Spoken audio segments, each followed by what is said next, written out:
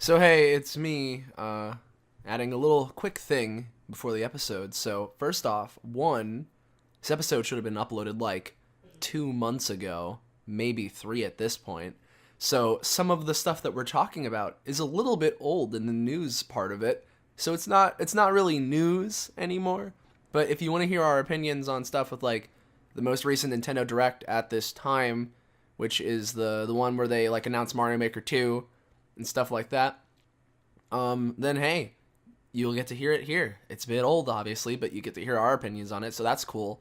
And now, secondly, my audio kind of fucked up again, so you get to hear a double echoey voice from me the whole episode, so hopefully that doesn't bother you or distract you that much.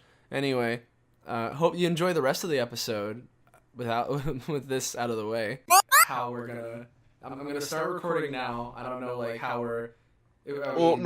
Normally don't we just like talk until something funny happens and then we cut into it? We talk. A funny happens at some point, and then I do a little the Paper Mario Lucky sound, and then we go into whatever opening I spring upon this episode of the podcast because I'm terrible. Pretty much. Terrible or genius?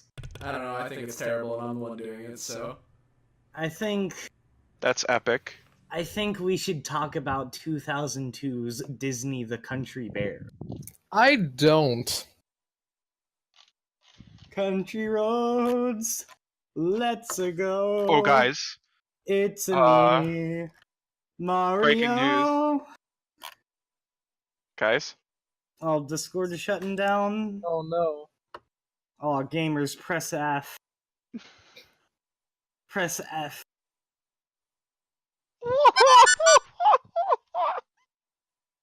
You're all embarrassed. Okay, well, I can't find the music, so I'm just gonna have to either edit it in after the fact or do it without the music, and we'll see how. Austin. What?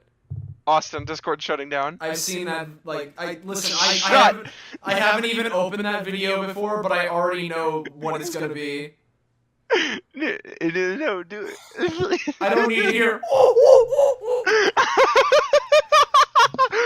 don't know what you're talking about. You know what? I'm gonna press the button, and if it is it'll be on recording, not the video, but the sound of it. Yeah, there it is. Nice job, buddy. Nice job. I'm a goblin. I'm a gnome. I'm a gnome.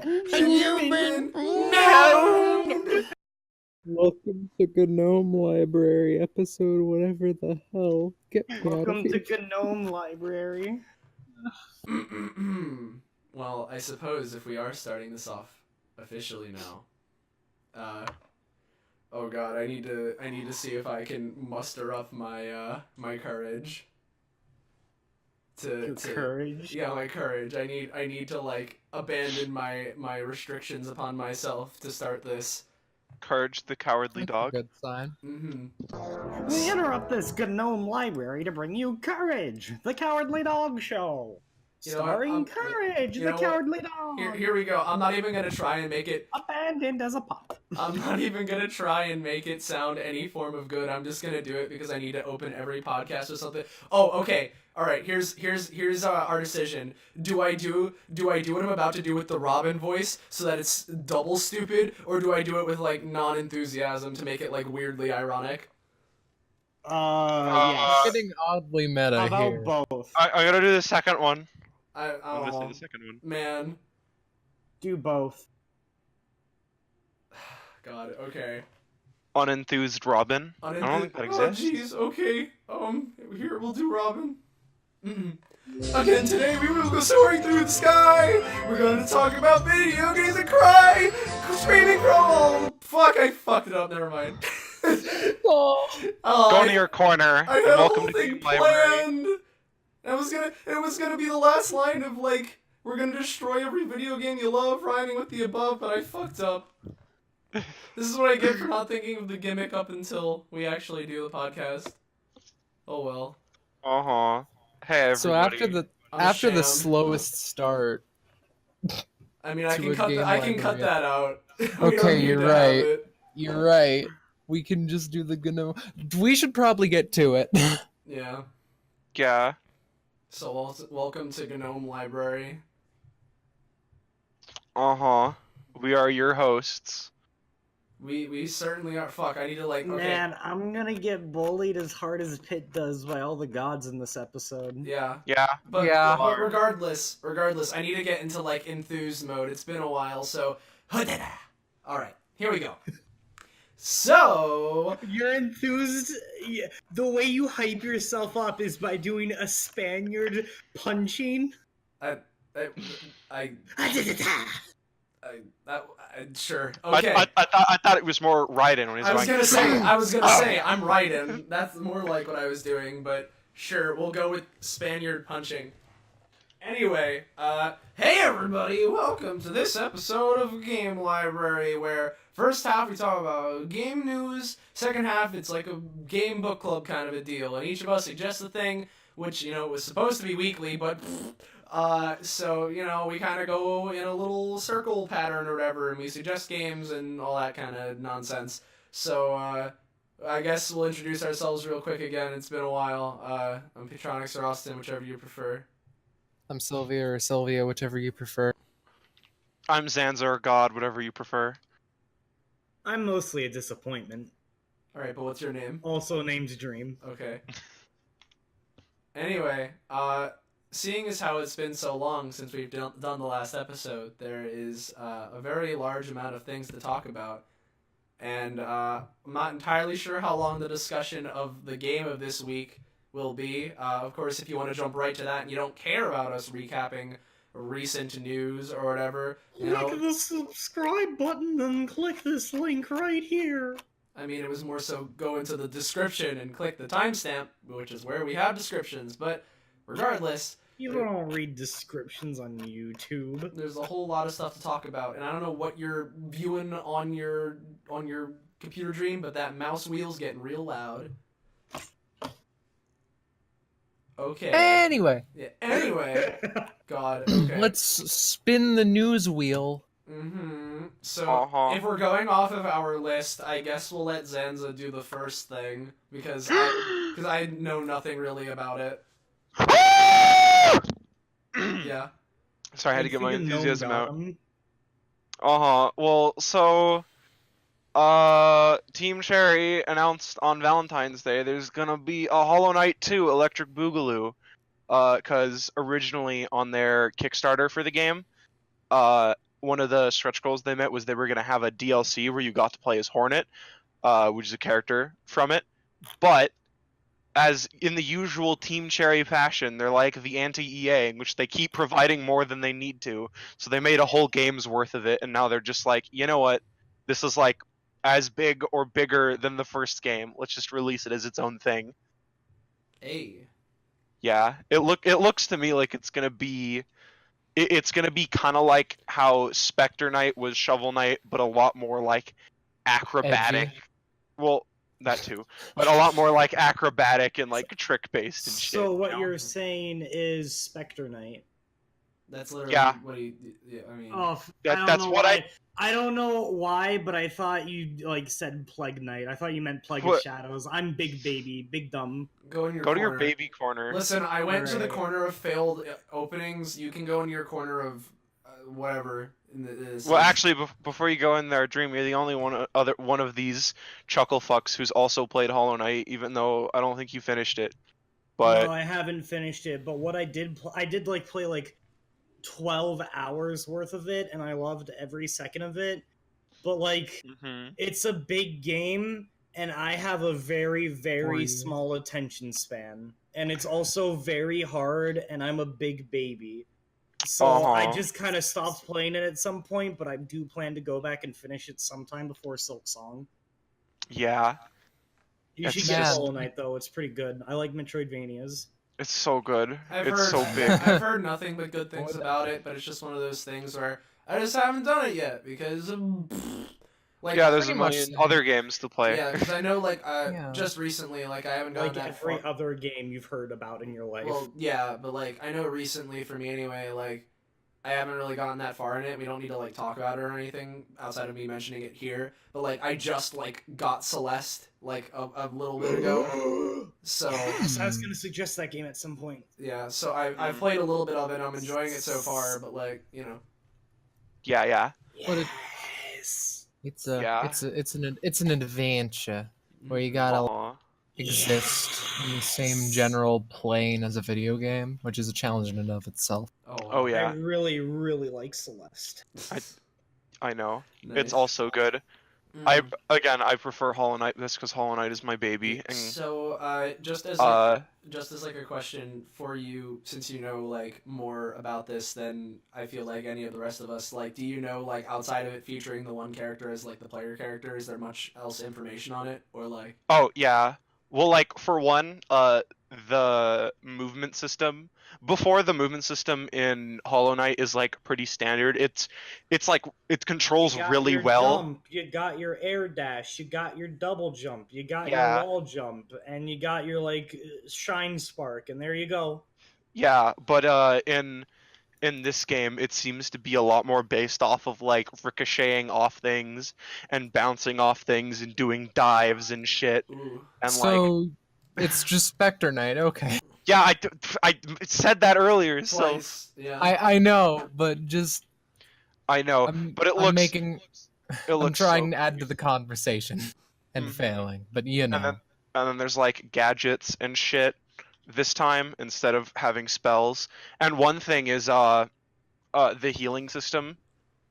One of the big things about Hollow Knight's design is the healing system, which I won't go into because you'll figure it out one day.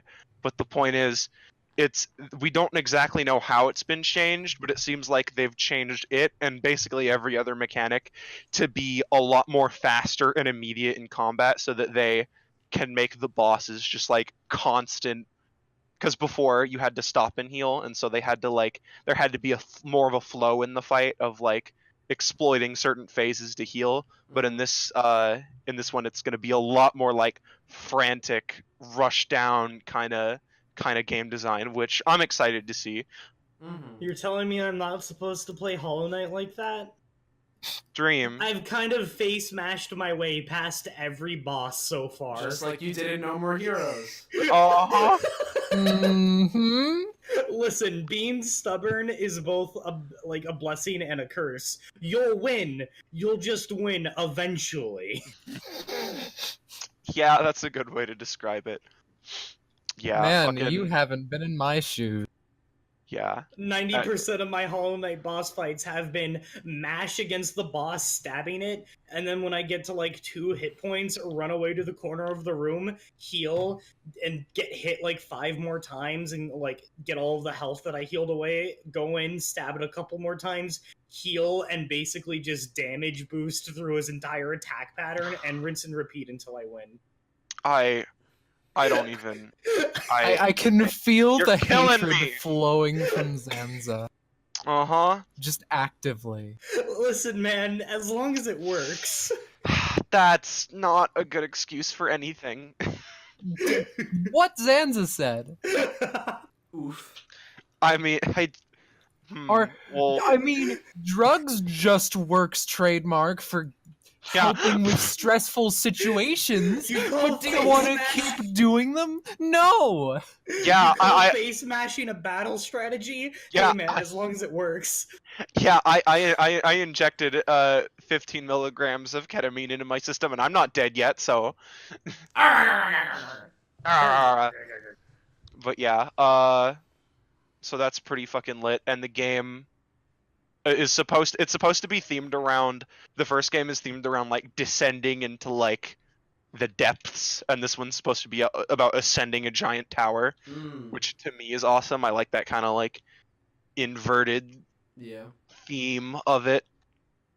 And yeah, I would go into more detail, but I don't think it needs to be, because I mean the game isn't out yet. It's just, all I'll say is that it looks very good, and Team Cherry might be some of the best game devs ever, because like I think they're one of the few game devs that I know, like higher profile like Kickstarter things in which they do the stretch goals that they didn't earn, a bunch of them, if they had time. Like they're one of those people. They like overperform, and I love them for it. And they're amazing, and they deserve all the money they get. You just reminded me of a real small, real little thing. Risk of Rain 2's beta or open or early access is coming out later this year, which is that's it. That's all I wanted to say. Just it's supposed to be late first quarter, so probably next month. And from the sounds of it, it hasn't been delayed yet, so that will probably hold true, which is nice. But yeah, I think that's about all I have to say about Hollow Knight for now. Alrighty then. I guess we can move on. Oh god, I'm about to yawn. Time? Is it time? I guess it's time. Kingdom Hearts 3, Kingdom Hearts 3, it finally released. 13 years, and it's finally here. This looks like a good spot to find some ingredients. This looks like a good spot to find some ingredients. Motherfucker, you haven't even played it yet. I know, but it's almost like that's a thing. I've seen it everywhere. Mm-hmm. Donald doesn't shut up. Wow, you've seen good places to find ingredients? I sure have. No way. Can you tell me where to find some ingredients? You can go to Toy Story and steal people's Chinese food. Ooh, good. You know, you can come up with a new recipe. Yes, other people's takeout food is a good place to find some food ingredients. Just fucking steal it. Yeah. Hell yeah. Donald Duck promotes theft, confirmed. Donald Duck learned how to cast Meteor from Sephiroth. Uh-huh. Huh. Yeah. It's been 4 weeks since it released, just about, and I finally got it like 3 days ago, and I'm playing it, and it's real long, and it's real good. Mm-hmm. I've heard some controversial things about it. Same here. Same here, but I wouldn't. You know. Yeah, I wouldn't be able to relate to them. Neither of you would know, though. Yeah, because I haven't really played any of the Kingdom Hearts, nonetheless. Well, yeah, I mean, Austin's played 2. I've played 2, and I'm gonna play through the rest of them eventually, but like I don't have time anymore. So you know. But yeah, no. So far, it's living up to the hype for me. But I'm only like 3 worlds in, so we shall see. I suppose we shall. Yeah, I mean, Dream's the only one that's played it so far, and he's like not super far in, and we don't have much else. I'm really far in. I'm like 12 hours in, but it's like they made it. There's only like 10 worlds in this game, but they made them super long. Well, from what I've heard, like the whole thing with like previous Kingdom Hearts games is that you do like half of the world's plot in one go, you leave, and then you come back, which, you know, is the case in, like, 2 and stuff, but apparently... That's only the case in Kingdom Hearts 2. Okay, well, apparently in 3, they just do the whole thing in one go, and you never go back, so... Yeah, no, Kingdom Hearts 2 is the only game where you revisit worlds. Most games only have you visit them once, and then never again. However, 3 does have, like, a weird thing, like, you first go to Olympus on your first trip, and the entire thing's on fire and getting destroyed and everything, and there are monsters everywhere. But once you finish the world, if you go back there, it's, like, not on fire, it's populated, and people are actually rebuilding, and everything's different, and there's new stuff to explore and new interactions. Nice. But that stuff's optional. Mm-hmm. Cute. I sure do love the impending apocalypse. Uh-huh. Yeah. Yeah. Again, I would talk more about it, but, like, haven't played it and not super interested either. All I know is that... I would talk more about it, but I don't want to spoil it for Austin. Yeah. Yeah. Again, all I know is that there are quite the many controversial things that have been said about it. Oh yeah, it's definitely a very dividing game, it feels, between many people. And I mean, that's kind of natural with a game that's had as much hype built up as this one, but like... That's kind of natural for a game that people have been waiting for 13 years, where half of the fandom hasn't even played any of the spin-offs that include crucial story elements and that continued the story and didn't just be a spin-off. I mean, you say that, but they kind of just, like lore dump everything on you as you play. In fact, I think one of the big controversial things is that Sora has amnesia, right? Yes and no. He doesn't remember a single game. He doesn't remember Chain of Memories, which happened in between 1 and 2, but that's like the only thing he doesn't So remember. are you saying okay? It Again, looks like his chain of memories was broken. Ha! You say that as though that joke hasn't been made by the game itself. This looks like a good spot to find some ingredients. This looks like a good spot to find some Yeah. ingredients. I feel like most of the controversial stuff is it not living up to people's hype because they've hyped it up for 13 years. Yeah, and also they probably played it when they were really young and impressionable. Mm-hmm. Yeah, and most of them don't even replay the games like some of us do. I do. So I went in fully with like normal expectations. Like, yeah, this is gonna finish the story. It's gonna be super hype and it's gonna build off of the previous games, but it's not gonna be the second coming of Christ or anything. I mean, I replay Kingdom Hearts 2 like 3 times a year. It's gonna be fun, but it's not gonna be like world ending. Meanwhile, people who played the games as they released are being like, man, this game is going to cure cancer, water our crops, and have Donald Duck come down from the heavens and kill capitalism. And find a good place to find. Yeah, and find some ingredients and cure world hunger. Yeah. You know, Yeah. And you go to Remy Rathew, and it's like, hey, Remy Rathew, let's make some ratatouille meals. And it's like, okay. Yeah, maybe even in their wildest dreams, Donald would finally cast Cure. Uh-huh. They actually, No. you say that, but No. with Kingdom Hearts 3, they specifically made a unique AI solely for Donald so that he'd be smarter about healing people for this game. Mm, Good. that's good. He actually heals you when you need it now. I'm not sure if that's a like, wow, they did good, or a wow, they needed that as a they needed to solve that problem kind A of little thing. bit of A, mostly B. I know, like, at least for me so I far. like my favorite story to tell with Kingdom Hearts is I was playing Chain of Memories on critical mode, which critical mode is where you take 90% of damage is increased from enemies, and you have like negative 50 defense.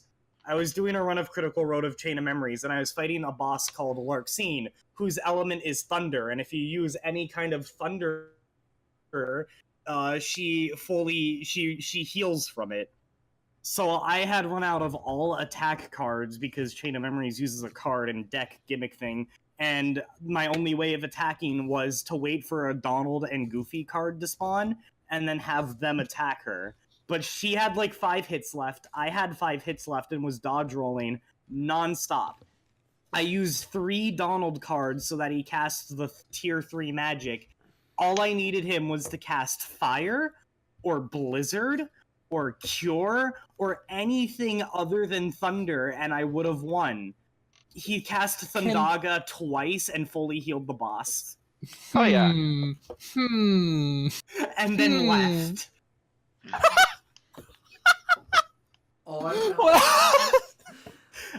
All I know is It's safe to say I didn't win that fight. Yeah. The end then left gets me. Uh-huh. It's pretty good. All I know with Kingdom Hearts 3 in particular, like the things that I've enjoyed the most from seeing it so far, is when Sora pulls out his little phone and is like taking pictures of stuff, and then you'll see like Donald, Goofy, Sully, and Mike Wazowski like getting like filleted by like fans and shit in the background. That's my favorite thing to do. Just in mid combat, pull out the phone and take a selfie, and then there's like Flynn Rider getting fucking destroyed in the background. Yeah. Now you can be Prompto. It's great. My goal is to take a selfie with every boss. Yeah, you're Prompto, then Donald is Ignis, because you know, a good spot to find some ingredients. And then Goofy's Gladio. Gladio, and then Noctis And is Noctis Rico. is fucking Rico? dead, just Riku. like 15. What the fuck? Why are you talking about like 14th century poets and shit? Like what? It's Final Fantasy 15. Oh. Oh. dingus. Oh. Century I poets, thought you then. were speaking Latin for a second. No. Your Honor, Kingdom Hearts, death. Good. Oof. Bye bye. Monokuma sentences you to a very special punishment. But yeah, Yeah. we can't really say much else on the topic of Kingdom Hearts 3 because it would be either A, spoilers, or B, the three of you don't know anything about the series. I mean, I know some Wow. stuff. You played 2, Austin. Yeah, and I've like seen other shit. I don't know nothing. Not only you didn't just play 2 games, you played the second one. Yeah, I played 2, and I've like played the first parts of 1 and Dream Drop Distance and all of the other ones that I got bored with. Like, or lost the game cartridges to. Plus, we could always just like watch the lore recap or a playthrough or something. Yeah, like, I mean, like, sure, I don't know a lot of shit, but it's not like I know nothing. Also, I don't know what the fuck you're doing, Dream. Stop browsing Twitter because your mouse is fucking screaming. All right, you know what? I'll move my mic after this episode. I mean, we're screaming too. We just don't want to say it. Well, yeah, but like it's different. Yeah. Anyway, should we do the next subject? Yeah, I suppose Austin. so. Okay, yeah. So we don't. Again, very similar to Kingdom Hearts 3. We don't need to dwell on this for too long. But like, No More Heroes is like one of my favorite things in general. Really? Yeah. Really? He yeah. converted me. It's a little. I know it's a bit of a shocker. How shocking? But you know. When I went to visit Austin's house, he duct taped me to his couch and he converted me forcibly into the No More Heroes religion. Mm-hmm. Point is it's one of my favorite things, and so recently Travis Strikes Again, which is like the weird spin-off but not spin-off, but Suda 51 is weird game that came out, and you know, so hey, it hasn't been since I think No More Heroes 2 came out 2011, maybe 2012, I think it was 2011. So it's been, or maybe even 2010, honestly I can't remember. But point is that it's been a very long time since we've had a No More Heroes thing. And it's also been since the original No More Heroes that Suda himself has like fully directed a game on his own. And so it was definitely like a weird kind of hype building around it, but like obviously you can't like, it's not like a normal No More Heroes game. You gotta go into it. It's a spin-off. It's like a weird spin-off, but like he doesn't consider, like Suda doesn't consider it a spin-off, but it is, and I don't know. But you know, it came out, and I mean, if you're asking me, it's okay. Like it's in terms of like gameplay and stuff, I find it to be like a pretty repetitive. Like, cause like, all right, No More Heroes has always been repetitive. But the thing is that like it kind of makes up for it with a lot of it with its like stylistic flair, and it makes you feel good when you're like playing it. It makes you think about it by making you have to think about dodging the enemies around you and how you're like, which are you attacking high or low, and your health and your energy. But like, and parrying, but Dream wouldn't know that. Yeah, I didn't do that. But the thing is with Strikes Again, technically it has like a dodge roll thing, and you know it does have like maneuverability about it. But like, I don't know, like the gameplay I feel is somehow more simple than ever, and like it wouldn't be a problem if it felt real good to play. And there are parts of it that are fun, definitely, and there's a lot of like charming aspects to it.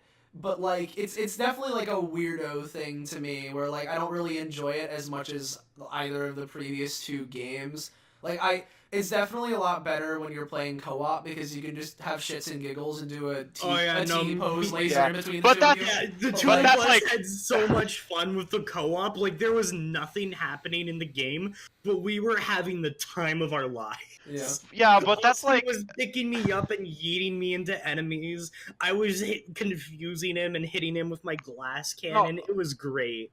But listen... That's cheating. Every game is fun with people. Well, I mean, a lot of them, but I would say every game. But some games are just designed to be fun with friends and efficient by yourself.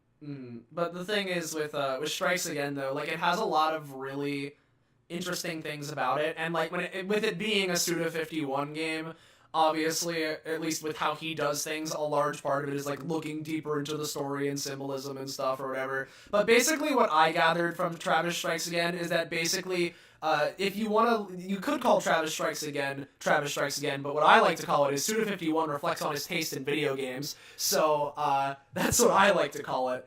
and he kind of goes over what he likes in video games, what he thinks is good in video games, how he's developed as a game developer, and him being like, all right, well, I'm coming back and I'm gonna make games again because he's been in kind of a rut, and so this whole thing is like reflecting on his personal history of video games and what he likes.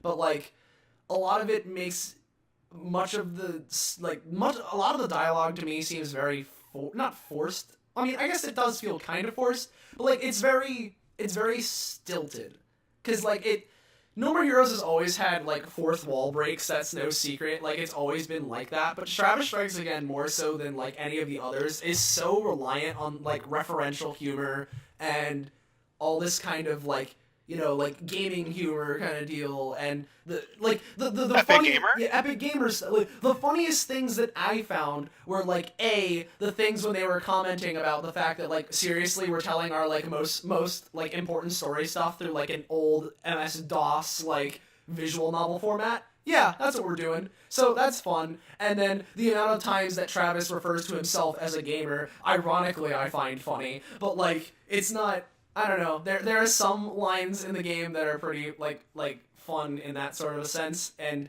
overall, like, I didn't hate the game playing it or anything. Like, I feel like I had a decent time, but like I wasn't going in with the highest expectations either. So like, it's sort of just like it happened, and I'm more so excited because the post-credits thing basically confirms that No More Heroes 3 is in development, and that's what I really care about, so... But he's gotta finish the DLC for Travis Strikes Again first. Well, yeah, they gotta add Henry. Well, no, they don't, because they're adding Shinobu and Bad Girl, and that's it. Whoa, no! Yeah, no Henry, No, I'm bad. upset about it too. No Henry. Because you have Travis, and then starting out the game, you have Travis, and then you have Badman, who's Bad Girl's dad, and he's basically Bad Girl, but, like, middle-aged guy, in the sense that, like, he has a baseball bat, he does the thing that Bad Girl does, and, like, uses his, like, beer and, like, basically, because he recharges his bat, but that does is that he coats it in a new layer of beer, and, like, it's, like, the same kind of shit, and literally, his entire character is just, you killed my daughter, I'm gonna get you, and then they get trapped in magic video... Yeah? Yeah, I feel like... with them, though. Yes, and so then you get trapped in a magic video game console because Batman's like, oh, well, here's the whole thing. Well, and I say he's like this, but really they don't say it Batman doesn't have any, like, dialogue anywhere else. It's sort of just, like, implied, which is kind of weird, where it's like... Travis says that the Death Drive can grant any wish of the people who collect all the games for it. Haha, Dragon Balls. Mm-hmm. And after you beat the first world where Travis and Badman are working together, Travis just says in one sentence, oh yeah, and Badman wants to revive his dead daughter with the wish, so that's why we're working together and that I have to do this. Mm-hmm. And that's it. Yeah, and then Batman doesn't really get any more character for the majority of the game. Like, he has a line or so in the credits or something like that. Like, Travis Strikes Again is less of Travis going on adventures or just playing games or like the thing with the bad girl and the wish or any sort of message, and more so Suda51 going, motherfucking game industry making me do things I don't want to do, motherfucking games being fun, motherfucking indie games having free reign over their games. I'm gonna complain for 5 hours and you're gonna play this shit. 10 hours, but yes. 10 hours and you're gonna play this shit. Yeah, and I mean, there's a lot of, like, interesting parts about it, but it definitely, like, to me, felt very, I don't know, like, it felt kind of like, I guess fake would be the right word, in the sense that, like, Travis doesn't feel like a real character in this game at all. He's sort of just, like, representing either Suda or you as a player in a way, but mostly, like, he's just representing a message and doesn't really feel like a person. Because Yeah, I don't know. I don't think this game was really meant to be high art. I know, but the thing is, definitely compared to, like, other stuff Suda's done, this is definitely, like, a smaller deal, but, like, a bbig part of Suda's design philosophy with pretty much everything is sort of, like, he wants to have, like, he wants to, have all the symbolism and, like, story, like, narrative, like, connections like that, which, at least, like, normally I'd be able to write that off as, like, oh, they're the subsection of fans that read his games like that. and that's cool. But like for one, he sort of stated that that's how he likes to do things, and two, the Suda diehard fans are all like, oh well, that's what makes his games great, which is why so many people like dislike No More Heroes 2, even though I love it to death because it's not as heavy on the symbolism and instead focuses on like a stupid, wacky, fun thing, which I personally enjoy a lot. But same. The whole thing is that it's like a very kind of weird thing overall with Strikes Again, and I don't know, it's definitely like weird in a sense that it makes me curious as to where 3 is going to go from here, especially because we know that like they want to incorporate things from Strikes Again into 3. So I don't know. Yeah, I'm most concerned about like the 9-year gap between 2 Travis Strikes Again. The fact that Travis and what's her face are married and her child from the ending of 1 is a thing again. All of that stuff. Yeah, it's definitely it's kind of weird because like it's definitely a game both for as Travis as a character, but also as Suda. Like the whole thing is like both Suda as a person, or at least you can read it this way, but like Travis as a character basically went off into the forests of Texas to get away from everything that he's done, and now he's sort of by the end of it, he strikes back. He's being brought back into everything. And so it's sort of like a coming back for both him and then Suda as a game designer, if you look into it that way. Yeah. But like, it's as a video game gameplay-wise, I don't think that it's really that amazing. Yeah. It's fine. Like there are some fun things about it, but like nothing really sticks out in that sense. Yeah, well, I'm worried because like I don't think you can go from like just a 9-month break and then continue making products of the same quality, Mm-hmm. Like, so I don't know. I'm not 100% optimistic about No More Heroes 3. I mean, I'd love to see it. I mean, if it's bad, who cares? The other games still exist. But like, I'm not. Mm-hmm. I don't know. Yeah. Yeah. I don't think it's going to turn out very good. I'm going to be pessimistic on this one. I'm not entirely sure. I feel like it sort of depends. Because, like, the whole thing with Strikes Again is that it was specifically to be designed by, like, it was, like, designed with the mindset in mind of, we're going to do, like, a really small-scale, like, mock indie thing where they made, like, a super small team and, like, they went and sort of, like, put themselves with all these restrictions in terms of, like, this kind of stuff, and then they went and tried to do what they could, and Strikes Again came out of that. It was like it was a purposefully very small team, for the reason to sort of emulate like grassroots like indie things. Like that's a thing that's been stated. Yeah. And I don't know. And that's why they have so many t-shirts. Like the gods will be watching t-shirts. What's episode 2? Yeah, gods will be watching t-shirt, and I won't spoil exactly what it is for people that care about the story of Strikes Again, but there's a thing, there's a cutscene in Strikes Again which had a visual style incredibly similar to Gods Will Be Watching, and like it was sort of like, okay. Did you shoot the doctor? No, the doctor wasn't there. It wasn't characters from Gods Will Be Watching or anything. It was just the sprites and how everything looked was very much so in the same visual style. And there's already a t-shirt for that game in the game itself, so it's not like they don't know about it. Because they were partnered with Devolver, pretty sure. Because there's basically all the Devolver games. Mm-hmm. Like there's an Enter the Gungeon t-shirt. Yeah, there is. That Travis can wear. Yeah, there's Enter the Gungeon, and they have a bunch of indie game shirts. Like there's Undertale. And then there's Majora's Mask. Yeah, and they also have Majora's Mask, both the original and 3D. There's Hatoful Boyfriend, which is the one that I like the most because it's pigeon dating sim. Yeah. I mean, I don't have too much else to say necessarily because I'm the only one that's played it to completion. But like, I just wanted to sort of like, hey, it's out. This is my base opinions on it, but I'm more so curious to see where things go, and I still want Travis and Smash Brothers, so Yeah, we know you want Travis and Smash Brothers. That'll never end. That'll never end until it actually happens. Yeah. Eventually. Yeah.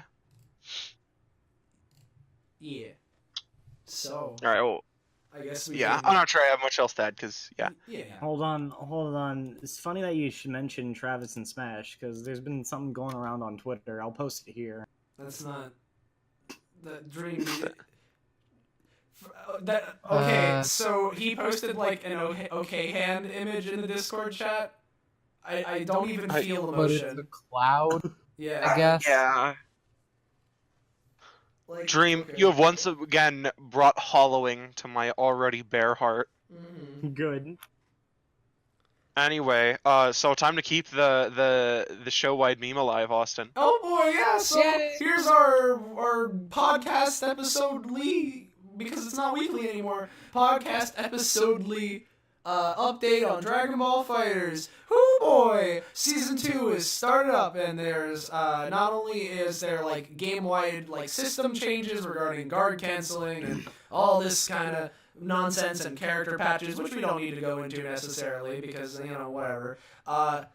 That it's important, but it's not something that I'm sure we need to discuss super in depth right now. But like the main thing that's like the big headline thing that everyone of course is talking about is the characters, because oh boy, there's a new season of characters coming out, and not only have they confirmed that later on there will be both Gogeta Blue and Broly from Dragon Ball Super Broly, but two characters that have come out since the announcement are Jiren and Videl also like comes with like Saiyaman moves. And they're both very fun. They're both pretty good, and Videl is busted. Can we get a Saiyaman as a playable character, please? I don't at this point I don't think we need him. But like, I want to play as Mr. Saiyaman. But they're both pretty fun to play as. Videl's like a crazy mix-up Rekka kind of a deal with a command grab that can like work in between supers, and her combos never end. And then Jiren is like, he's a bit like, he doesn't seem as crazy, but he definitely is like a solid character. It's very funny, like, seeing as how Videl, of all characters in the Dragon Ball universe, might end up being one of the best characters in the game, but like, like, you know. She's great though, so. She's got unblockable combos. Yeah. And, with Videl, doesn't that mean you can finally have a team of like 6 people technically, because there's now 3 duo people? Well, technically you could have had that before by having 3 fusions, but you know. Well, Also, no, I mean like Ginyu- actual like 2 people fighting at the same time. Well, Also, Ginyu with 5 people. That's oh, true. well, duh. Never mind. Yeah. Yeah, because you have Android 18 who has 17, you have Videl with Saiyaman, you have Ginyu with the Ginyu Force. Who else was there? Oh well, technically Pretty sure that's it. technically Goku Black has Zamasu with him. Oh yeah. Let me. Unless I'm forgetting someone, there's not much else other than the fusion characters, because those are technically 2. I mean, well, adult Gohan has Goten and is level 3. There's technicalities, point is, but like, yeah. Both the characters are fun. The new season's starting up. People are experimenting with things, and if you're into fighting games and or Dragon Ball FighterZ, hey, it's going back into high gear. So jump back on that train and start playing the game. Or you could just not and play the other fighting game that got updated. You could, but I mean, I like Dragon Ball better. Same. Well, you're monkey. Come on, Sylvia. Let's show yeah, I him. am You're a Saiyan. I mean, monkey I and am a also Saiyan wrong, I comparatively. guess, So Yeah, I mean, Not Austin's actually, though. Goku's, and I'm Vegeta, so we are monkeys. I, for one, Hello, say monkey. that enjoy whatever game you like, but What? also for No. no. but Enjoy also the for games I Blaze like. Blue. Yeah, play Kingdom Hearts right now. I have you at gunpoint. Uh-huh. Play my fanfiction, said Nomura. Sylvia, you were saying? Okay, Blaze Blue Cross Tag Battle Season 2 was announced at Evo Japan.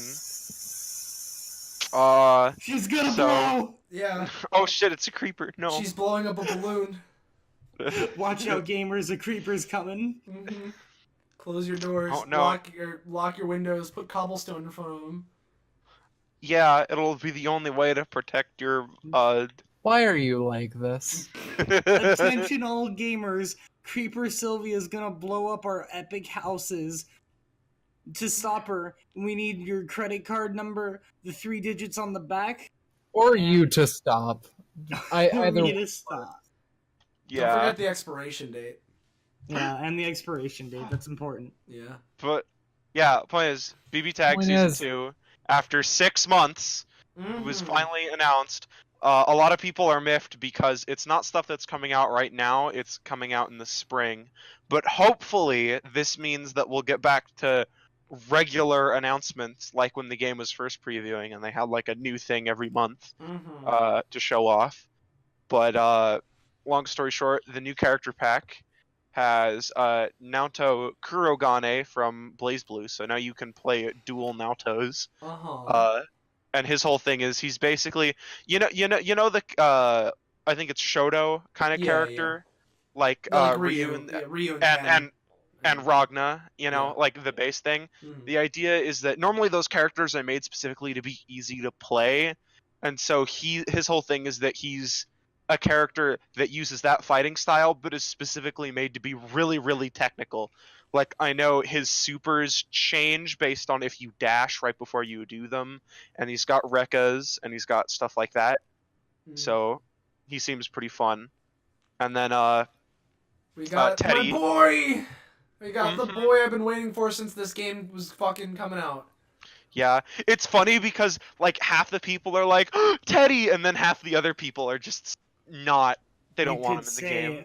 You could say the wait was unbearable. I could say that. Or I could say that, Or you could be human. Yeah. Well, hey, that's very mean to a fellow bear like myself, Sylvia. I understand, and I do not you care not about bear it? bear-based opinions. But yeah, so Teddy's in the game, much to some people's dismay and to some people's great joy. It is my great joy. Now I can play as Bear Boy. Just say the word and it's bear time. Yeah. Yeah. And then there's the Undernight character Seth, which is Alright, edgelord boy. Yeah, he's very edgy. I'm so happy he's in, because in Undernight his whole thing is that, like, he has the lowest health by far from any character, but he's the mix-up god, and he can place orbs that turn into homing shots, like, after a few seconds, depending on, like, which one you use, I think. And then I think some of it, you can designate some to be highs or lows, and then, like, you can set those up while you're doing other things. And then he has a move where he, like, backflips over you, so he can, like, or, like, teleports behind you, you know, like Cold Steel. Yeah. So he basically, he is mix-up god, but he dies if you blow on him too hard. And a lot of people are worried because his kit is super technical in Undernight, and they know they're going to baby it down for BBTAG, and people are worried they're going to take out what made the character fun. I imagine, I imagine a similar worries going around with Naoto if his whole thing is that he's also technical. Yeah. But I mean, yeah, same there. People are worried, but I'm optimistic, and also I don't care because I get my edgy boy, and we get like 2 of the best songs from Undernight in BBTAG now, so it's a win-win. And then also, yeah, also we finally got the 5th Fate revealed. And it's Arcana Hearts, which I hadn't really heard of before. I had heard of it before. I heard about it lightly. Yeah, well, this might pique your interest, Austin. The Arcana Heart characters are gonna have a super dash, like in Dragon Ball. Boy, because that's a mechanic. Oh boy. In their games. Oh dear. Because like the thing is with Arcana Hearts, for one, they're some people are like, I'm excited, but they're taking out the biggest mechanic of Arcana Hearts, because like basically every character had like a chunk of their specials and supers sectioned off into like something that's called their Arcana, and then every character can mix and match other people's things.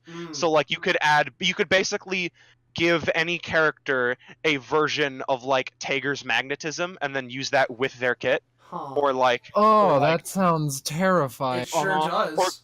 or give them like anyone can have you say goodbye to your friends. No. and or like you could get like a bunch of weird homing projectiles and put them on any character and see how you can like do stuff with that. And you know, a lot of the point of the game was the experimentation with adding these big mechanics onto a bunch of different characters and seeing how that changes with their kit. But they're probably just gonna have their defaults. I imagine so, yeah.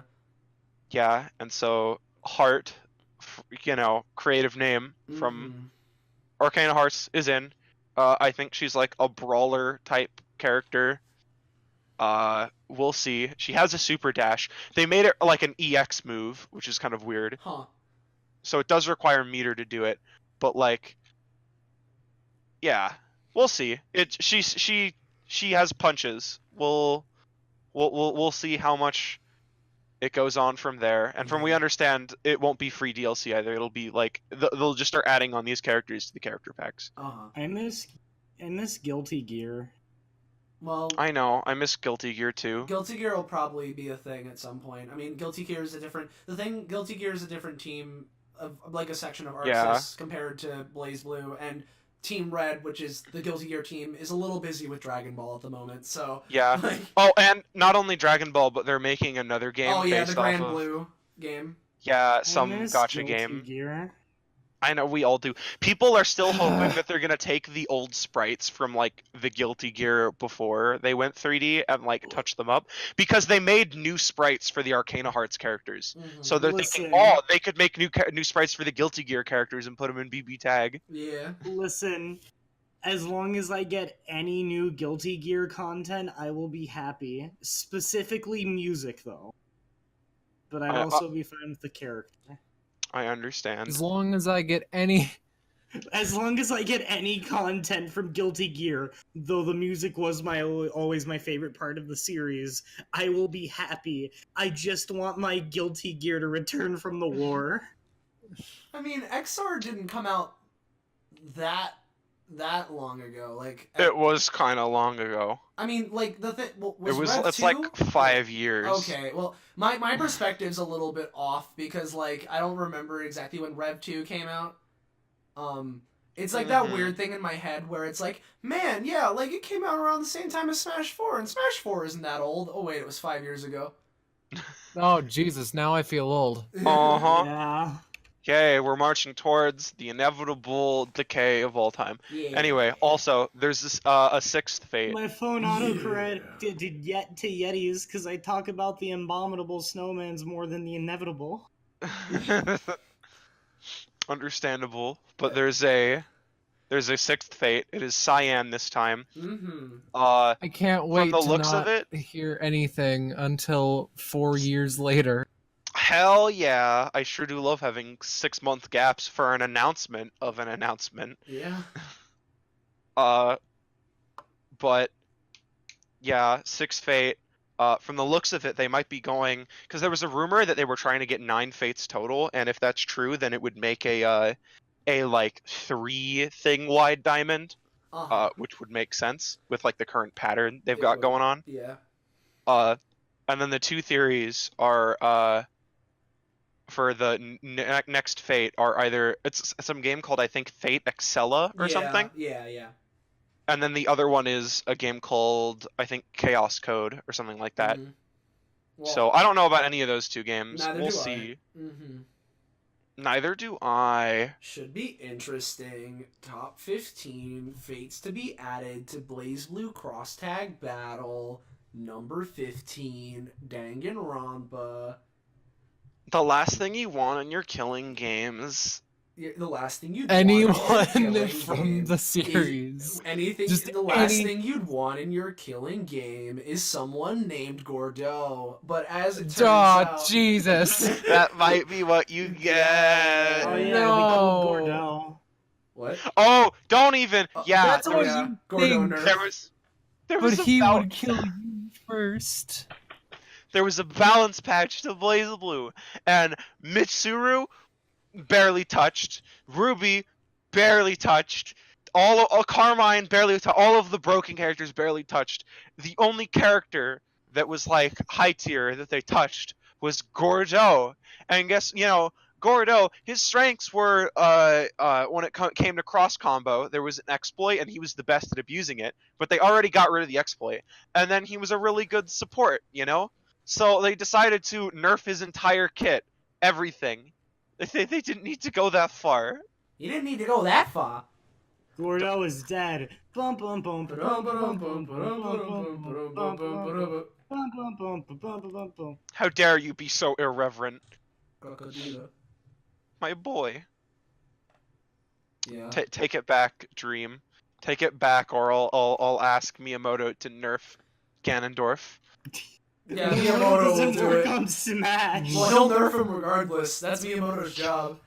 Yeah. He's nerfed the Star Fox franchise. He can nerf a character in Smash Brothers. You're right, Austin. He'll nerf Smash Brothers into a Mario clone. Shut up. Exactly. Yeah, no, it'll only be able to have characters from Mario World. Yeah. Maybe if we're Specifically really Mario World, so only Mario, Luigi, Peach, Bowser, and all of the enemies from the game. Sorry, little did you know that the remaining 4 fighter packs are just making the Koopalings that used to be Bowser Jr.'s alternate skins their own characters. I mean, maybe if we're really lucky, the new Mario Smash game can have slopes. Bada bing, bada boom! Nintendo Direct Mario Maker $60 slope DLC. And also, speaking of Smash Brothers, Piranha Plant is out now. They're pretty fun to play as, too. Mario Maker 2 has a fuck ton of new content that makes it like a good level creator system. The thing that like slopes, the biggest thing that everyone cares about is slopes, though. Well, okay. Yeah, they added slopes and. Anyway, the whole 50 million new level items. Well, for me, anyways, the thing that I'm the most curious about, because outside of the slopes joke, which I mean, it is actually a good thing they added slopes, obviously. Yes, it but is. the thing that I'm the most intrigued about is that they added Mario 3D World as one of the things you can base levels around. Yeah, but you can't make the levels 3D. Yeah, it's really weird. Yeah, so it's just the 2D sections of 3D World. Yeah. Which I don't remember existing. I mean, they kind of did sometimes, but the thing is, it seems like, at least from the I haven't watched the footage since we watched the Nintendo Direct, but from what I remember, I'm pretty sure you can move slightly on a Z-axis, but it's not like you're going it's not like full 3D thing. It's you're moving left to right, so it is like a 2D level, but you can move slightly on the Z-axis. You can face towards the screen and the wall, but that's about it. You can't move anywhere past it. Well, the thing is, as a big fan of looking at Mario Maker levels, make crazy bugs to do exploits to just do bullshit. I'm really excited to see how they can turn that 3D that slight 3D factor just break the whole game. Oh yeah, because it's gonna happen. 100%. And I'm kind of curious to see how stuff from 3D World translates into the other games as well, because it's kind of weird. Mario Maker had it replicated the styles of each of the games it had, but it had some universal functions between it too. Yeah, and so the physics, well, right? Partially the physics. They no, mostly the physics between new Super Mario Brothers Wii and World were completely different. Well, yeah, they're different. One but, had the 8-bit yeah, but all the enemies would be carried over. Every world mechanic. All of the items and mechanics would be carried over between the items, but the physics for Mario would change. Mm-hmm. There's that, and you know what? All they really need to do, they just need you to be able to spin jump on saws, and then I'll be happy. Mm-hmm. You can. Not in this new one. I don't know. You could do that in Mario Maker 1.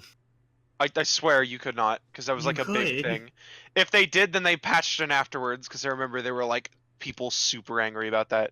Yeah, no, I remember people being super angry about that, but they patched it in. You could do it. Oh, well then never mind, ignore me. Well, I don't know. I'm baby. I enjoyed Mario Maker a lot when it first came out, but I just sort of stopped playing it at some point. I basically... That's because it was on the Wii U. Well, no, because I played the Wii U all the time because mostly Smash Brothers, but also there were other games on it. Like, I played There the Wii. were? Yeah, there sure were. They're all mostly on Switch now, but there certainly were games that were exclusive to it. But the thing is that I used to play, like, stuff. The Wii, that doesn't matter, but the thing is, at least for me, like, I played it a bit when it first came out, but, like, I don't know what it was. I just eventually sort of stopped. I remember, like, the big thing, like, I tried to recreate the first level of Shovel Knight in Mario Maker, and then I'm like, alright, well, here I did it. No, I'm leaving. But, like, so, I don't know, but, hey, Mario Maker 2 should be interesting. Oh yeah. Mario World is the best 2D Mario. Okay. Oh, okay. Okay, sir. By the way, so, you know what's fun? Fire Emblem. How? No, Yeah. it's not. I mean, the thing is, I'm optimistic for Fire Emblem because, like, the thing is, like, you could just be like, man, Fire Emblem Fates was a poopy, and you make Fire Emblem, and I like Smash Brothers, so I don't like Fire Emblem, and, like, you know, you could be like that and look at it in that sort of way, or you can look at it in the, hey, we're gonna give games a chance to be good kind of a way. And I mean, like, I understand that, but the thing is, looking at what they have, it doesn't look good. Yeah. I don't know, like the story, like, doesn't, like, it's a you world like in which all the Pokemon three Go? kingdoms are in peace, and you're the, like, you know, like, where's the conflict? Do It's you like you. Pokemon You're the Go? I'm Because you got Pokemon Go in there. You got the 3 colors. You got the team leaders. They're all competing. I'm sure there's gonna be something, Nothing. but, like, I don't know. All of it rubs me the wrong way. They somehow made the 3D cutscenes worse by, like, lowering the frame rate artificially. They have this thing where the models are okay, but they're detailed in a way that, like, they look really gross from afar, which is why it's great that they don't have the sprite thing on the overworld anymore. So you see these, like, really gross models that just kind of blend into the, like earthy textured backgrounds on the battlefield, and I don't know, that just, the game's rubbing me the wrong way real bad. Same. I don't know, like, I'm not saying it'll be bad, I'm just saying it's not looking. yeah, I mean, I'm not like super jazzed on it or anything. I'm just like I'm sort of just when I saw the trailer, it was sort of one of those things where I was like, all right, cool, let's see like what the concept is in terms of like that, and like the story thing. Yeah, obviously it seems kind of generic at like the start, but I'm sure there'll be something that happens. We don't know everything yet. Well, it's not even that it's generic, it's that we don't have anything to go off of. Well, yeah, and you know? I mean, there that is true, but because of that, I'm not like I like the whole.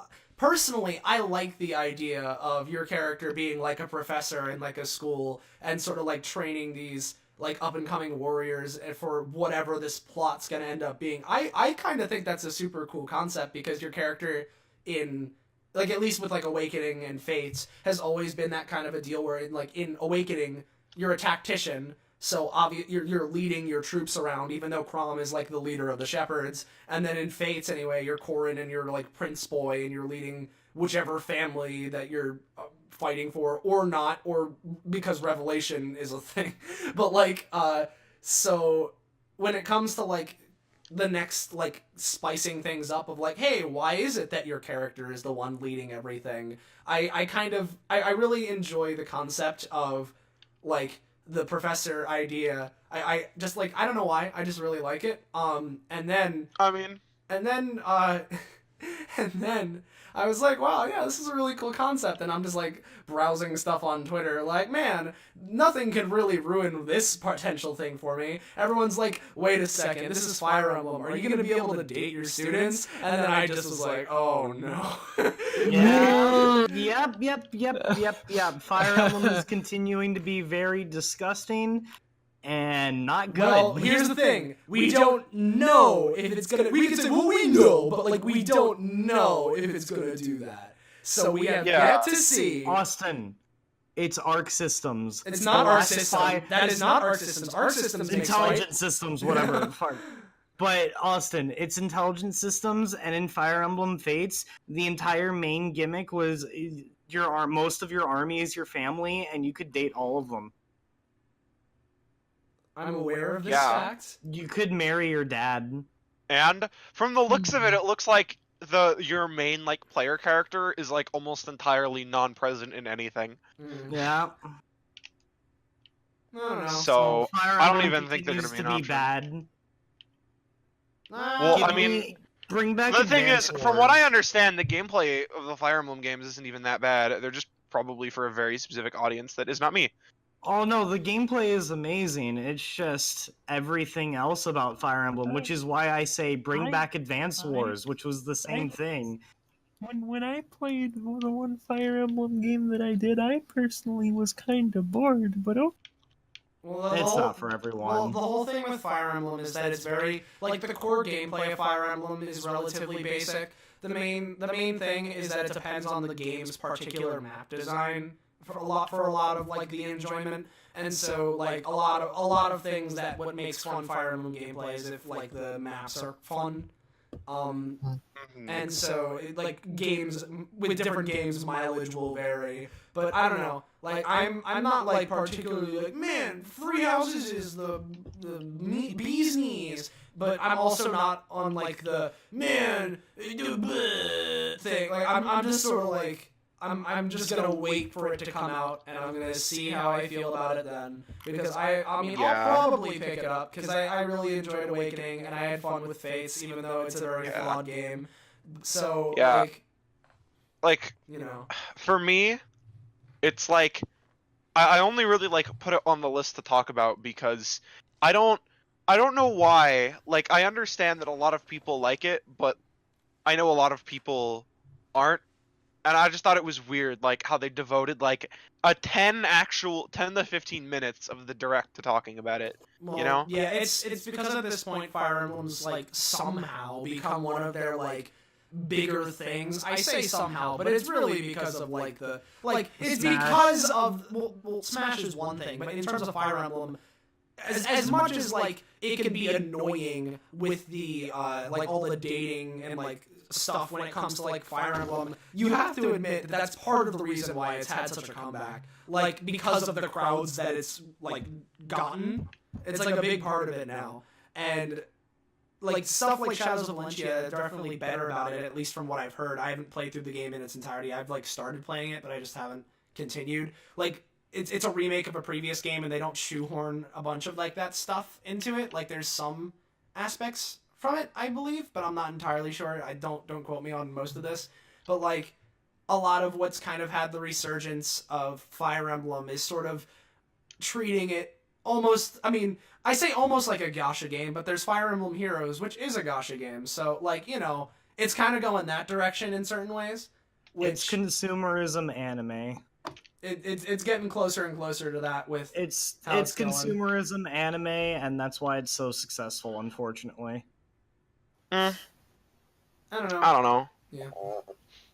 But it's just like there's a lot of factors as to why it's sort of been blowing up, but the point is that it's now among Nintendo's like stuff. Like you have your obvious like Mario, Donkey Kong, Zelda, Pokemon, Kirby, and those are like the ones that pretty much everyone knows. But then like when you get down to like, okay, now the stuff that like maybe not the general public, but people like people that are into video games would know, stuff like Metroid and Fire Emblem are probably the next ones up after that at this point. So like, you know, it's kind of it's becoming more and more of a big deal for Nintendo, and that's why I assume that they devoted so much time to it. I don't know. I feel like it's still kind of a niche property. I mean, 'Cause I just hear relatively, people- yeah, but Yeah, I don't know, cause, just kind of annoyed me.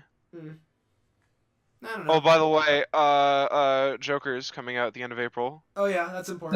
That's some pretty cool bananas. And Yeah, I loved how the only new Smash news we got was being able to see the back of Joker's icon. And I mean, not the icon, new you know what I Smash news we got is there's apparently a super big update coming Yeah. with 2 new modes and Joker and the next reveal for the DLC character, and that they could show it off now. Bye. But nah. yeah, nah. But what if we don't? Yeah, that we can just dab on all the gamers' epic style. Mhm. What if we make you wait till April to do the Smash only direct? Well, the whole thing is that, I mean, with that, as much as I like Smash is like my favorite thing ever, like they have other games and they want to prioritize that because they know as soon as they announce a giant Smash thing, it completely takes over the press over anything else. Yeah. It's Yeah. true. You literally can't announce another game in the same direct as a big one with a Smash update Mhm. because everyone, the hype behind Smash Bros is just so big that Yeah. like people will just overlook Yeah, everything. the best thing that they did with that was they were able to tie the whole Isabelle thing to Animal Crossing on Switch, but that's just because, you know, there's a very obvious tie Yeah. there. Well, the thing is, ask how many people who know that there's going to be an Animal Crossing on Switch. Like, I feel like even then, most people like completely overlooked that fact and were just thinking, "Oh my God, Isabella's in Smash!" Like, I can't. Yeah. I mean, at least from what I've seen, a lot of people were going crazy, but that could just be the people that I know. So I don't. Yeah. I don't know. But because like, yeah, no, like everything I was looking at, people just like straight overlooked it. Like, again, that's just how Smash fans be, you know? Yeah, I get you. Definitely. I mean, I can, and that's why. I mean, they have not every direct can be a big Smash dump. has so. a broad appeal because not only is it like almost every important gaming series under the sun in Ultimate or at some point in the series, but like you've got the super competitive fighting game fans, like the entire FGC community. No, you can't say that because the entire FGC community hates Smash. I know. Yeah. I'm just saying, there's a huge community for Smash in the fighting game community. And then there's also, you've got the casual play for all the people who can't play the game well and just want to have fun. There's even the people who want to play the game competitively but are bad at it but still have fun and still play it. There's I don't know. There's Smash can reach any video game player of any age or genre favor, and they'll still enjoy Smash. It might not be their favorite thing ever. They might not play it a whole lot, but they'll still play Smash if they're like at a friend's house or something. They still know of Smash, and they will still say they enjoy Smash. It's a broad appeal. I mean, I don't think you could say that necessarily. That you can't. I don't think you could say that every person under the sun likes it. But like yeah. most reminder people that I was definitely not know. Yeah. that until very recently I was not a fan of Smash. Yeah, like most people, or I would say a large percentage of people know what the series is, definitely, because it just it generates so much hype. And I mean, there's a reason as to why Smash Ultimate has become Nintendo's fastest selling game like ever. But like, you know, it's definitely not like a thing that everyone loves to their core all the fucking time. Or all that and like. stuff. As someone who only recently became a Smash fan and was just kind of like not interested in it throughout basically the entirety of 4's lifespan and the announcements in Ultimate, like I think it's not even that. I think it's more just like the hype is self-perpetuating. Like I didn't care about Smash, but I like still got excited to like hear the news. It's almost like the hype around Smash's existence has outgrown the popularity of the game itself, you know? Mm-hmm. Yeah. Like I feel like it doesn't even matter that like Smash tends to appeal with a lot of different people, you know? Like that's almost like irrelevant. Its own hype is like a form of media at this point. That's and I very feel like true.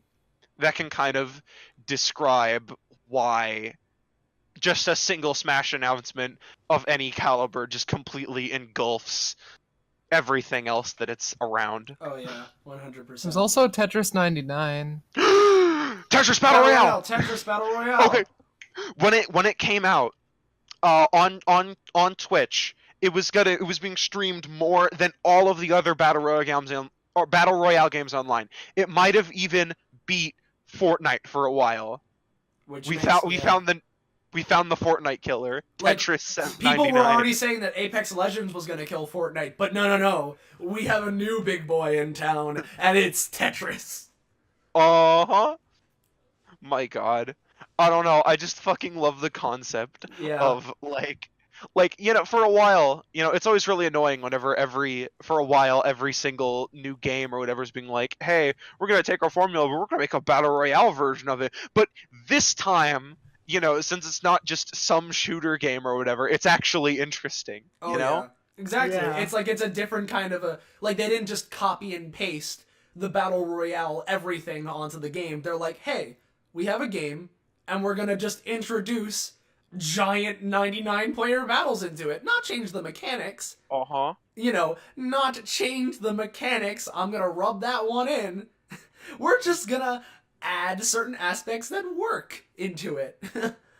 Mm-hmm.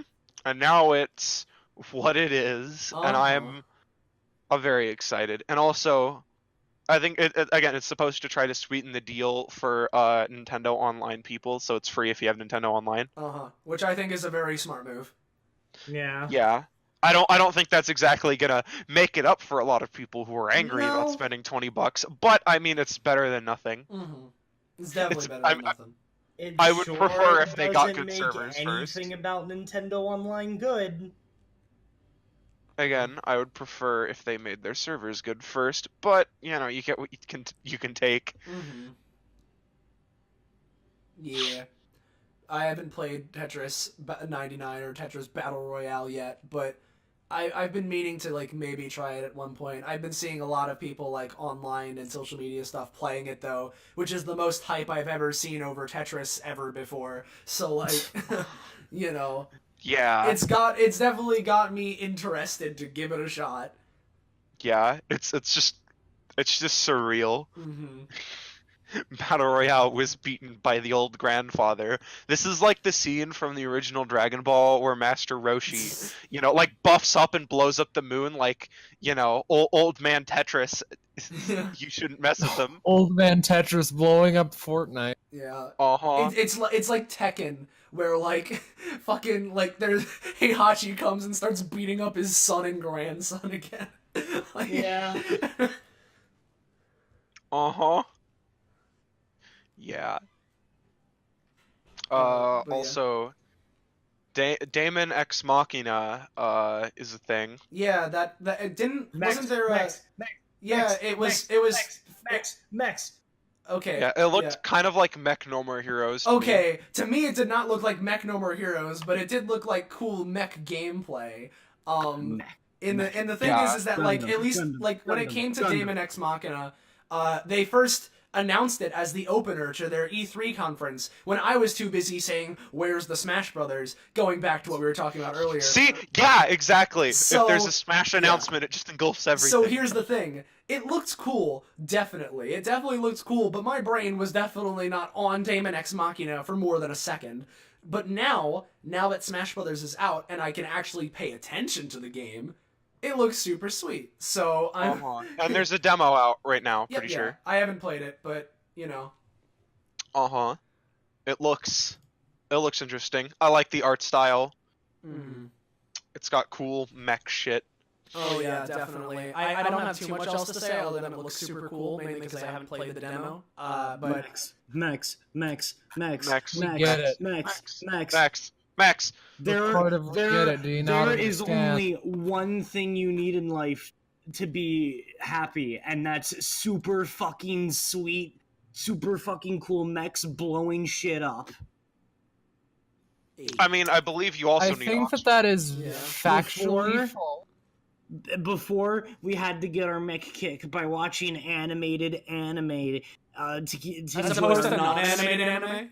Yeah, to get our mechs. But now, technology has advanced so far that we can be the mechs, and we can blow up the other mechs, and we can blow up the environment, and we can be the super cool flying mech thing. To be fair, I don't think that this is a particularly new genre of game. I think it's just a really cool one dream. Mech. You could Gundam games have existed for the past 20 years. Yeah. I know, I play R-Type. Well, then what the fuck are you on about? But mech. But 3D, super cool cel-shaded mech blowing shit up. You're more hyper-fixated on mechs than I am hyper-fixated on most female. Mech. Kind of sad. That's because why would you need the touch of a man or woman when you can just blow shit up in a sweet ass mech? Because Yeah, that won't all- make me feel whole in life. Oof. Well, then you just need to fill that love-shaped hole with this mech here. I see. You're trying to put a square through a triangle hole, my guy. It'll fit eventually. Dream, that's not the way things work. You just gotta change the shape of the hole. That's not... That's If you try hard whatever. enough. No point in trying to argue with. Mechs. Well, speaking of action games, Yeah, action games that I'm actually very intrigued in.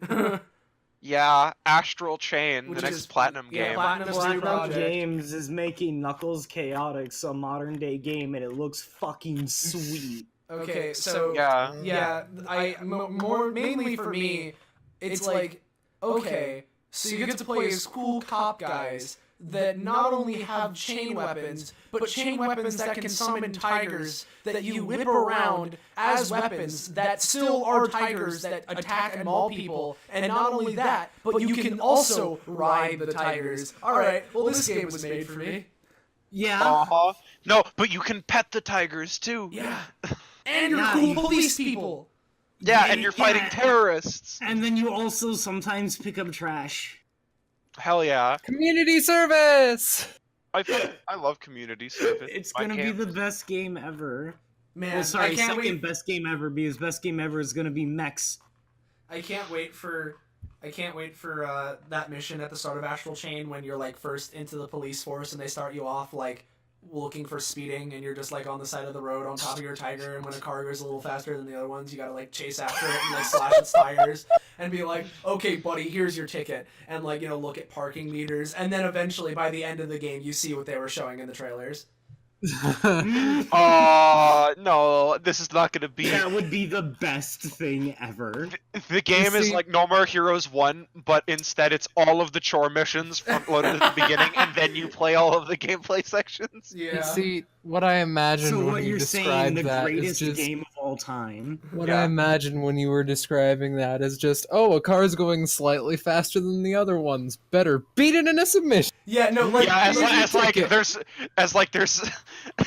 as it's like crashing into other cars in the background Yeah, because I really, it's spinning I out. really hope that the entire game is just mundane, petty vehicles, but how you deal with it is super over-the-top anime violence. The image in my head as I was describing that is like, you know, as I was saying, you're on the side of the road and it's like, you know, a normal day outside, and so like Flowers are blooming. flowers are blooming, birds are chirping, and on days like these, a car goes a little bit faster than normal, like very slightly, like it's like car a goes mile. 51 miles Yeah. per hour instead of 50. Instead of 50, and when that happens, it does like a dramatic zoom in on your character who like puts on their police helmet and the visor goes on their mask as an anime scene happens. They like snap and the tiger roars as they begin chasing them down the highway. The sky turns red. Devil Trigger from Devil May Cry 5 starts playing as you start chasing these fucking cars down the road, and you slash its tires as it like collides with 30 other You cars.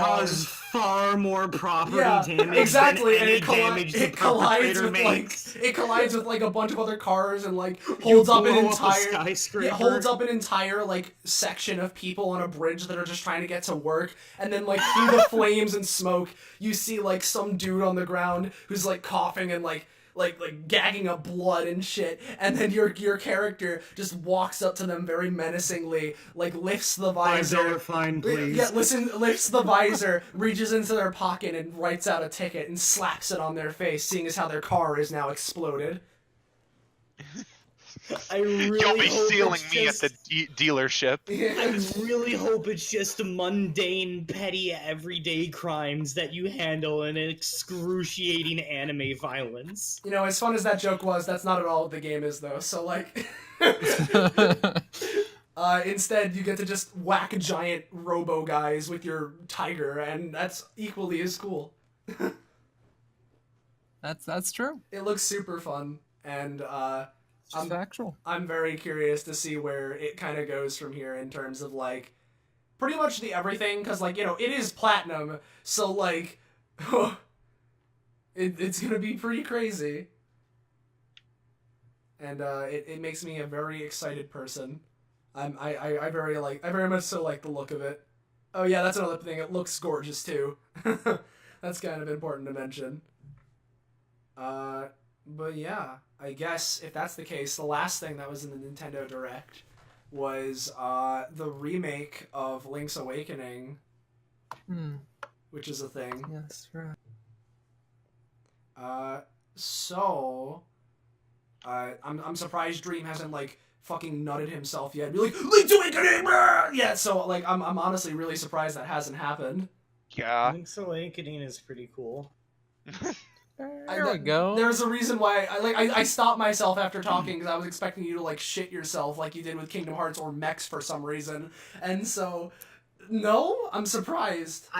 Well, the thing is, like, Link's Awakening, including the original NES Zelda 1 and Zelda 2, is probably my least favorite Zelda game. That's definitely not what it sounded like during the Nintendo Direct when we were watching it with you.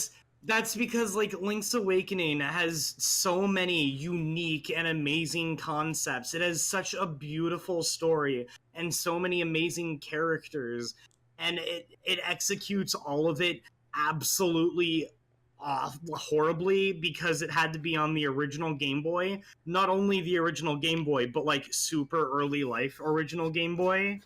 So it's really not the best game, and of all games, even prior to any game that's gotten a remake in the Zelda series so far, or a port, I feel like it is the one that is in most need of a remake.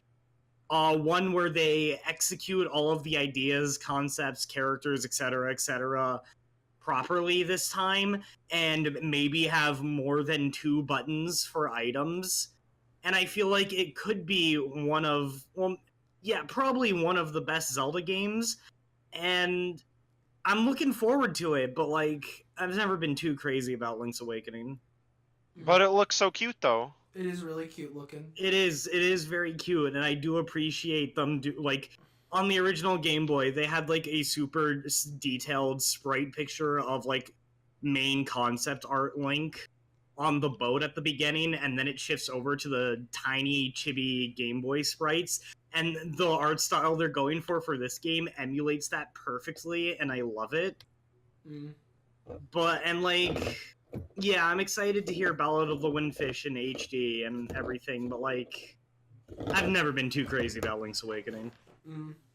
I'm just glad they kept the tunic design from the Oracle games, which were the sequels running on the same engine on the Game Boy Color.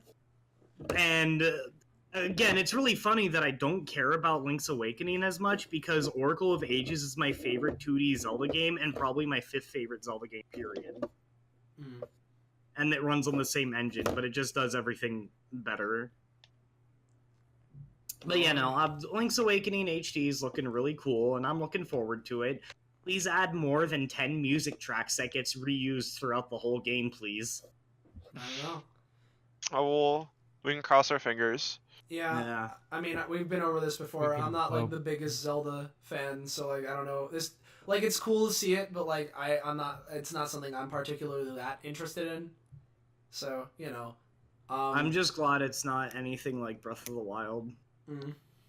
I'm just glad I'm getting new Zelda content that isn't... Well, quote-unquote new. Yeah. Quote-unquote new. Quote-unquote new. You know, Nintendo new. Nintendo new. But, you know, I just find it really funny how, like, my internet handle and nickname is Dream, and I'm the biggest Zelda fanboy, but, like, the Zelda game about dreams, I just don't give a crap about. I don't know. I'm looking forward to it. I hope they execute everything right this time. So it should be interesting to kind of, like, see, like, what exactly gets changed and, like, how they sort of go about doing that. So I'm very intrigued on, like, seeing all that shit. It looks like the game doesn't have any screen transitions, meaning everything will be seamless, and this will be the first 2D Zelda game to ever do that. Well then, that should be quite the time. Unique. And, really quickly, because I'm looking at our topics for game library Google Doc, and we've gone through everything, but I just remembered something real quick I want to touch on because it wasn't on the list, and it is a thing that happened recently. I just want to really quickly bring attention to the fact that Jump Force is a fucking disaster piece. Like, I just really want to mention that real quick, because, like, it's so, like, it's almost got me. Like, it seems like a real bad game on almost all fronts, but, like, it has 400 characters, and that's the whole point. It's having its monkey's paw to reach out to me, a fellow monkey, and it's really, like, it's barely tempting. It's real tempting to grab that hand so I can see my boys all in action, but no, I must resist the devil's candy. I cannot fall into this trap. Because that game has Frieza floating up like a UFO in an animation worse than when Silver touches down as a UFO in Sonic 06 and makes the sound. Like, it's just his idle animation being moved up. Same with like he's Sanji. just being motion. Yeah, they're just being motion tweened around with no animation. And how Ryuk doesn't have a voice, and how Light Yagami isn't playable, which I thought he was up until, like, the game came out. I swear I thought I saw gameplay of him! I swear! Like... Yeah. Like, he's not playable. That's stupid. Yeah, and they're like really... Aren't there, like, really easy, instant kill combos because the game doesn't have scaling, because the game is built by people who don't know how to do fighting games. Yeah, Jotaro's combo... Like, I've seen... Well, with Jotaro specifically, I'm sure a bunch of other characters have it too, but, like, I know Jotaro has combos that, like, do, like, half your health bar or more, and they're really easy to pull off. It's, like, very simple button strings. And I know that, like, because characters have, like, different speeds depending on who they are, and so a lot of, like, moves require a lot of charge up because it's anime arena fighter, so you got anime charging up attacks, and so that's the whole thing. But, you know, because of the whole charging up nature, certain characters that have speed advantages are, like, ridiculously advantaged. So in that sense, Killua is bonkers because he just zooms across the screen and destroys everyone before they can do shit. Yeah, fucking... And then there's like character. Whoa. Oh, by the way, Yami has his stand. Dark Magician is basically a stand. And then like, isn't his super like random based on its effect? That's like he what just I've draws heard. a card. You gotta have Heart of the Cards. Yeah. Yeah. So he could potentially do a giant death laser, or he could trap the opponent, or whatever. And Or like, he can pull Pot of Greed and summon 2 cards directly to his hand. but one thing he can't do, unfortunately, is have a better model. Nope. One thing, though, that I just want to really bring quick attention to, outside of all of the things that they somehow made worse between J-Stars and this, is that they, like, one of the characters they have is, like, a special, we have a Dragon Quest character in here, Dai. I think that's his name. I think his name is Dai. It's, like... Oh, I thought you were just saying die. Well, that too. That's why I was trying to specify, because I figured I was like saying they have a Dragon Quest character, Dai, but like you know, I think his name is Dai, and the only reason I bring it up is because they specifically made it so that he has an interaction with Gon because fucking Togashi and his Dragon Quest bullshit. And how Hunter x Hunter is probably gonna be dead again because not only is there this, but also like, you know, there's another Dragon Quest game coming out. And also, there's very high chance of Erdrick being added to Smash. I mean, the thing is that there was a leak that seems very credible. So that's the main thing. We don't know, but there's just like a leak that seems so, which we talked about before, so we don't need to go into it. But you know, Jump Force, it's a disaster piece, but a disaster piece that I'm. Listen, I want to play... It's like a train wreck. It's beautiful to watch. You can't look away. You're having a lot of fun watching, but it's awful. It's awful in every single definition of the word. And you would not want to be in it. Yeah. You would not want to be in it or experiencing it, but you just can't look away. And like Hisoka and Kurapika are playable, and anyway. Suffer HXH. Yeah. Now, I know that before I went on this Jump Force tangent, we were going from Nintendo Direct, and we could have very easily transitioned it into the Game of the Week. So I'm just going to do an awkward transition where I mentioned the fact that we could have had a transition, but we didn't, to use that as a transition. So, I feel like at this point, unless there's anything else that we haven't talked about that we really wanted to talk about, we could probably transition into the part of the podcast that's, you know, like the game thing, you know, the actual, like, gimmick that we have, that we do here, where, you know, each time a different person suggests the game. This time we're doing the game that I suggested the previous time, so I'll probably introduce it and everything. But in case you haven't played the game before, I guess we can say it's Kid Icarus Uprising. So if you have not played Kid Icarus Uprising before, we're gonna be. The cops are here to arrest you if you haven't. Well, that too. Well, shit. It's the cops from before. They're slashing the tires. There's gonna be an explosion. But like, the thing is that if you haven't played Kid Icarus Uprising, we're gonna be spoiling the shit out of it. So if you're intrigued of experiencing that game blind in any sort of way, leave now, or don't leave. Go to the end of the podcast with the timestamps in the description again, where you can see what the next game will be. But yeah, if you have played the game, whether before or in order to be caught up with this podcast, you'll be right at home here. So I don't know if there's anything else you guys wanted to say before we get into it, but Despite my jokes, you're all wonderful people, and I'm glad to have you as friends. Okay. Alright. Tight.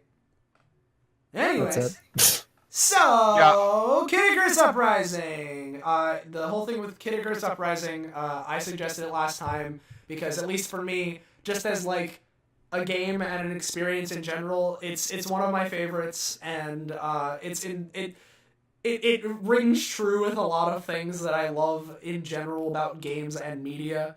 And so the whole thing is that it was released near the launch of the 3DS. It was not a launch title, but it was like, I think the 3DS came out 2011, right? And I think Kid Icarus Uprising was 2012 when it came out. So it's a 2012 3DS game directed by Masahiro Sakurai, who you might know from Kirby or Smash Brothers or various other things that he's done that I know he's done. No idea, sorry. Yeah, but he after in Super Smash Bros. Brawl, Pit was added as sort of like a retro surprise character to be like, oh man, this is a franchise Nintendo has but hasn't done anything with in so long.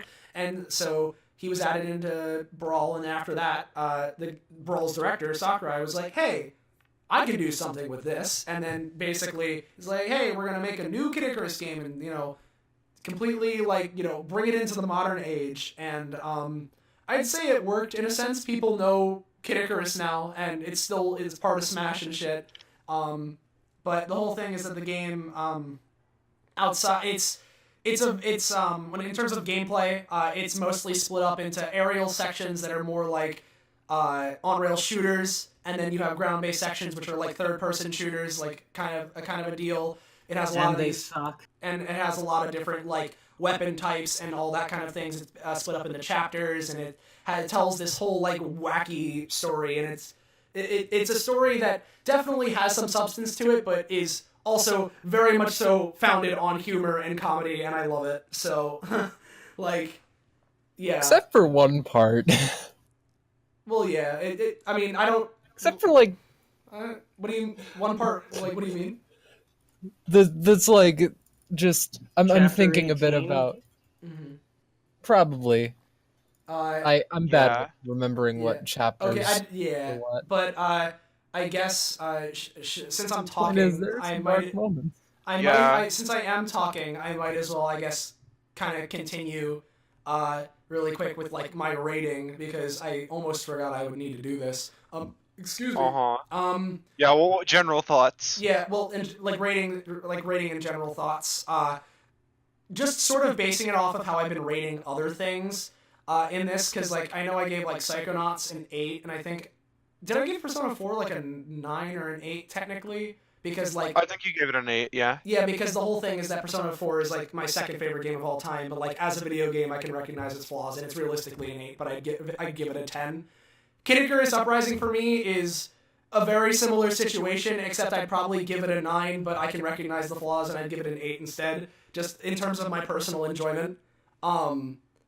Like, there's definitely a lot of things wrong with Icarus Uprising, especially depending on how you view it, and there are definitely, it's by far, it is by no means a perfect game, but just in general, at least for me, I know a big complaint with the game is that the controls are hard to get used to and hard to deal with. For me, I did not have that problem, so in terms of experiencing the game just as it was intended, I very much so enjoyed it. Its sense of humor rings true very much so with my sense of humor, which I'm sure playing the game you guys may or may not have picked up upon. It is very much so something that I love, like, dialogue-wise. Ice cream gives you health. Yeah, it's something that I very much so like. I've been compared to Pit many a times. Many a times. No, it's not that you've been compared to Pit. Pit's been compared Pit's to you. been compared to you. You are Pit. Anyways. Why are you saying, hey, What are you, a hole in the ground? Yeah. But, I could have yeah, excluded just that as, like, a second real time. quick, like, wrap-up, just in general as, like, a game, I think it's, like, a very well-made package, that, I feel like, it's weird. It's one of those games where, like, people know what it is, but I don't feel like it's as recognized as it should be. Maybe yeah. Yeah, so I think it deserves a little more attention, and I really enjoy it, so. Yeah. Yeah. Yo, can I go next? Yeah, sure. So, yeah, with Icarus Uprising, I was thinking about it a lot because, the game has the Sakurai thing where he just packs in so much content, like, so much. Like, there are so many weapons, and there are so many modifications you can do to them, and the levels are replayable, and a bunch of shit, and, like, there's the whole, like, grid, like, puzzle system thing, and, you know, he just adds He did the tons of Sakurai thing. Yeah, he did the Sakurai thing, where he just adds a bunch of content to a game. And I love that, and I love the humor in the game, and all that stuff. But then there are also a handful of things that I think were mishandled. I don't think anything's, like, especially bad in the game, other than maybe, like, the weapon fusion. But generally, I'd say the game is, I'm gonna give it a 6. I think it's definitely underappreciated. Like, I feel like I give it a 6, but I think, depending on who you are, that number can swing wildly, because it's definitely really charming. It has a handful of game design flaws, but I think if you can look over those, they're pretty fun. And I'll get into what those flaws are later when we get into the discussion. But generally, I think it's a good game. I personally say that I would enjoy it more, like the level of like a 7. But I'm trying to divorce my bias from it and give it a 6. Exactly, and that's kind of what I was doing, except I still love it. So, like, yeah. So it didn't work. Yeah. Well, hey, I mean, 6 is still good. Oh, yeah. 6 to me is a good game. Oh, like, yeah, definitely. For Game Library, I've kind of tried to adopt that same like thing with you, just so we're kind of consistent, like between all of us. I just Same. When it comes, it's just that at least for me, the past few games that we've done, like, have been some of my favorites ever, so, like, it's kind of hard for me. You've been kind of screwed in this situation. Yeah. Yeah. Oh, and also, I should note, because I played the game on a 3DS XL, because, as I understood, there were some issues with when the game came out. People played it on the normal one, and it would, like, dig into their hand, so that might be a thing to worry about. But the first time I played it on an OG 3DS, and I don't necessarily remember that happening, but I don't know. Like, yeah. Well, yeah, just putting that out there. That's the system I played it on. Anyone else? I guess we could do Sylvia next. So, of course, I generally enjoyed the game, but of course I have plenty of issues with it. Like how they handle challenge stuff, which kind of makes sense, but also I want to do hard stuff. And it feels like half of the issues stem from me as a person. rather than the game. But I guess rating, continuing with my theme of giving halves, 7.5, I think. I might change it before this is all done and finished, but that's what I got. All right, Dream, present your wrong opinion. Exactly. 5 out of 10. Because just like the game, half of it is good. And let me guess, are the good parts the ones that are the easy parts in the sky? Yeah. Listen, all right. Here's my first playthrough was this for Game Library. It was, I mean, when I first got to the ground sections when I started the game, obviously the controls were a little weird, but I could handle them. And by the end of the game, I was actually quite good at using the ground controls effectively. And even then, I was always doing like 6.5 difficulty, and I think the lowest I ever ended levels on was 5.0 throughout the entire game. So it's not like I was dying left and right either. I was playing the game effectively, I was being good. But the ground controls fucking suck. They are horrible, they are awkward. I do not like them, and I do not wish to replay the game. A lot of some characters are really good. Like, I loved Palutena, Magnus, Pit, Dark Pit, pretty much everyone throughout. You're not gonna mention Hades. You're not gonna mention Hades. Hades was hyped up by everyone, saying he was the best thing from sliced bread. And don't get me wrong, he was probably the best character in the game. But my favorite character was Pyron. I knew you'd love Pyron. known. I knew you were gonna love him. Of course. He's definitely the character that you would love. By the way, real quick thing, Hades. sorry to interrupt. You know what? I'll save it. Never mind. I'll save this for later.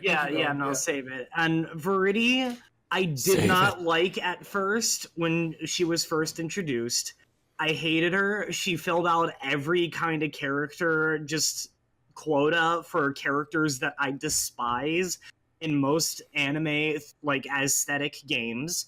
But after chapter 18, once you enter the second half of the game and she becomes a more prevalent character and gets a personality, I thoroughly enjoyed her, and she was actually probably like my third or fourth favorite character. But overall, I really enjoyed the game's humor, all of the characters and cutscenes. It was a joy to listen to all of them, and I really do enjoy all of the interactions.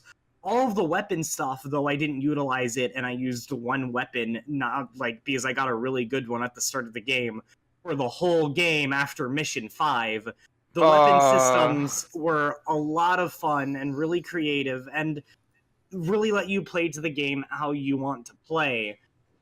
And the aerial missions are, honestly, I would buy an entire game that were just the aerial sections of the game. It was a lot of fun, and the game had Austin's and mine's humor down to a T, and I thoroughly enjoyed all of my time with the game, but the ground controls were not fun, and when I'm not having fun for half of the game, I don't think the gameplay is very good. That being said, I'll have to give it a 5 out of 10 or a 6 out of 10. Okay. Yeah. Anyway, so real quick thing before we get into like major discussion. I just remembered something that I should add. I'm sorry, but I'm going to add one more bit.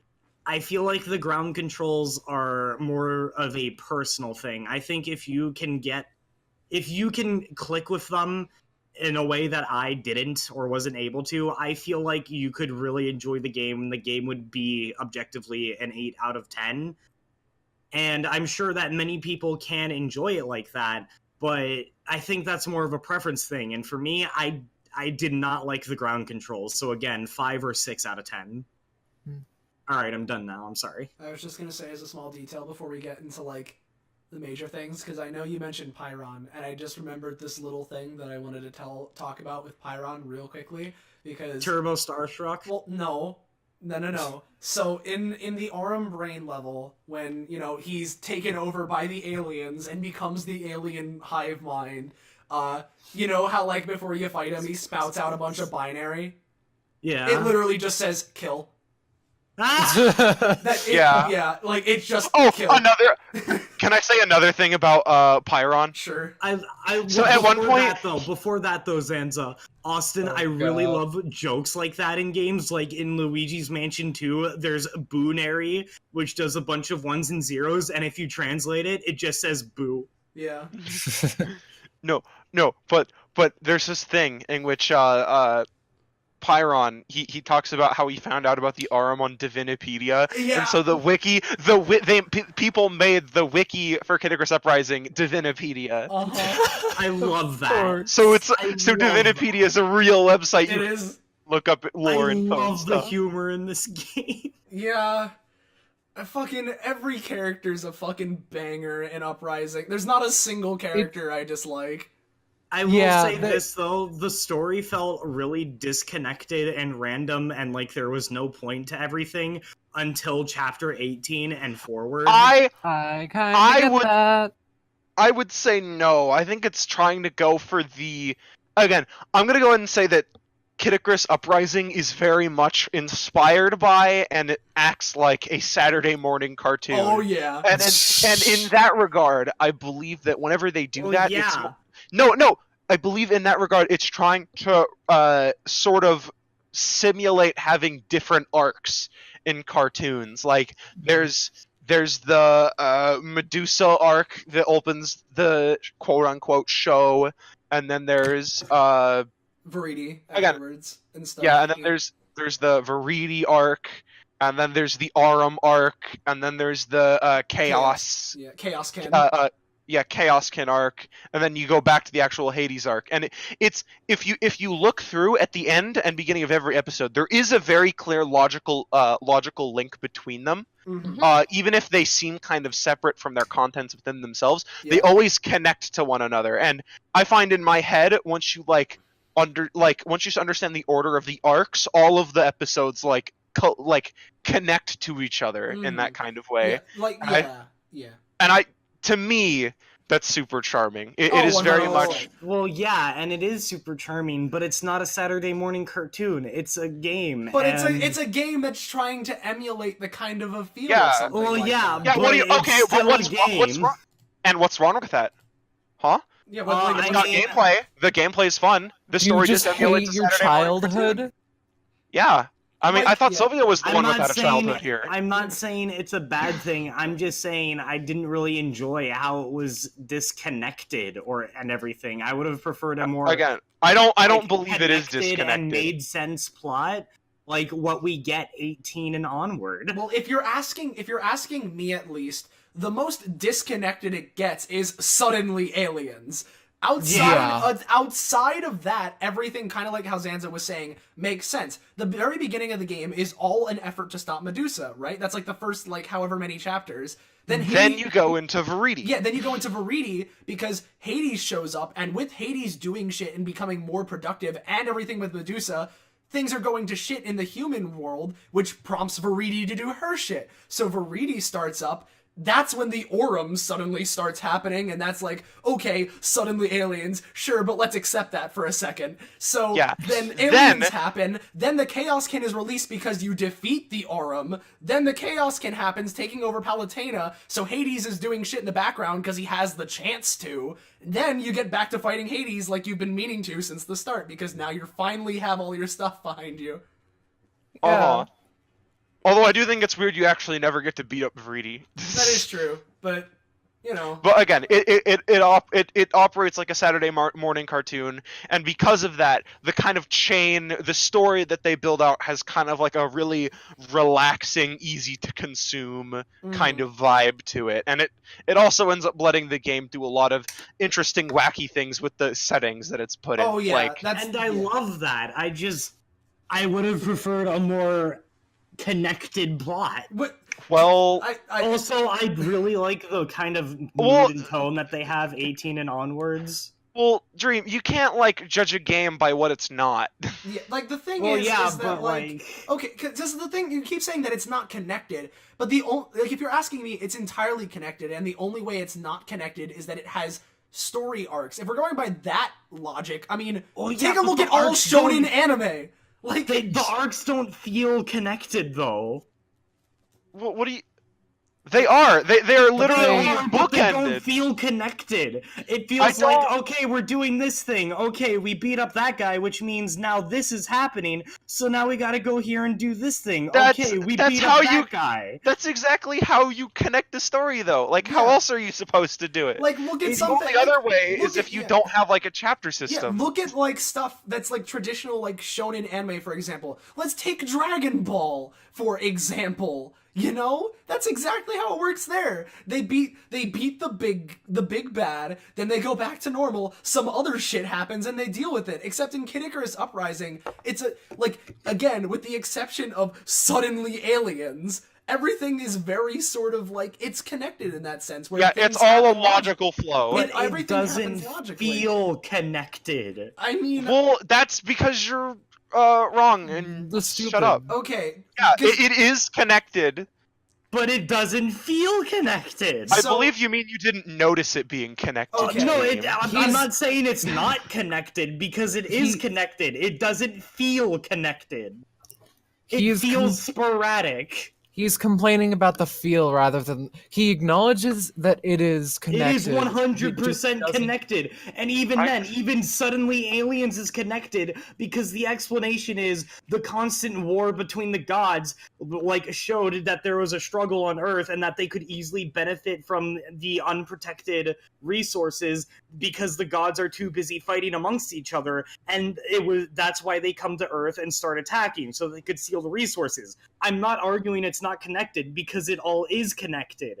It doesn't feel connected. It feels sporadic. Well, I don't know how it can be. I don't understand what you're talking about. It is, and like I don't see how you could like. Again, he's not refuting the point that.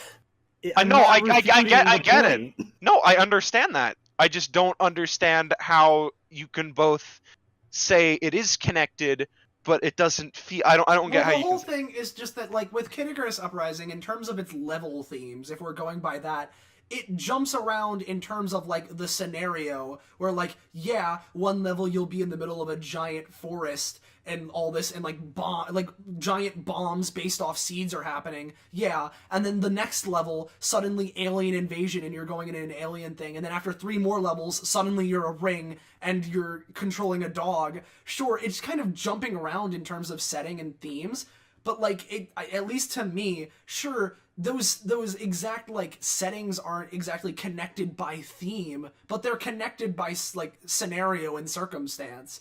Like. And I'm not arguing that. It just doesn't feel like it is. Well, I don't. Okay, I can understand the idea that like the level themes are very different from each other, and therefore the things that you are doing feel sporadic, and I can understand that. But like, if in terms of like looking at it as like a whole thing, sure, you're doing a lot of things off the fly, like off the cuff, and like going a whole bunch of different places, and suddenly you're inside Hades' stomach or something. But like, I don't know, like just because the settings are so radically different in terms of like theming, so that in that sense they feel very disconnected in terms of like suddenly you're going from Phoenix Layer to Giant Forest, and then Giant Forest to the moon. And I kind of get like that in that sense. It does the moon asterisk. Well, yeah, the moon asterisk, one of the moons. And so like the whole I can understand that in that sense it feels kind of weird and that you're jumping around all over the place. But like if you're looking at the entire thing as like a whole, it like at least to me, I don't really see it feeling disconnected. Yeah. And again, as playing it, there's feel a lot. Like it is. I do. But you feel it based off nothing. I just feel like it doesn't connect. It does connect, but it doesn't connects. feel like it is to me. It connects. But, well, you know. That I is don't not a get that. feeling neither of you two share. Well, no, it's We've established this. no, but And now you guys are going to go on another 3-minute tangent explaining why it connects and why you feel like it connects. no, that's not even what we're saying either. I just like don't get how you could acknowledge that the truth, that, like you think that the truth is that it connects, but then you also say you feel like it doesn't, so it doesn't matter. Like, or it's, This is just I evolved don't get into a it. Danganronpa case. Changed my mind. Yeah. Oh shit! This is the one from V3.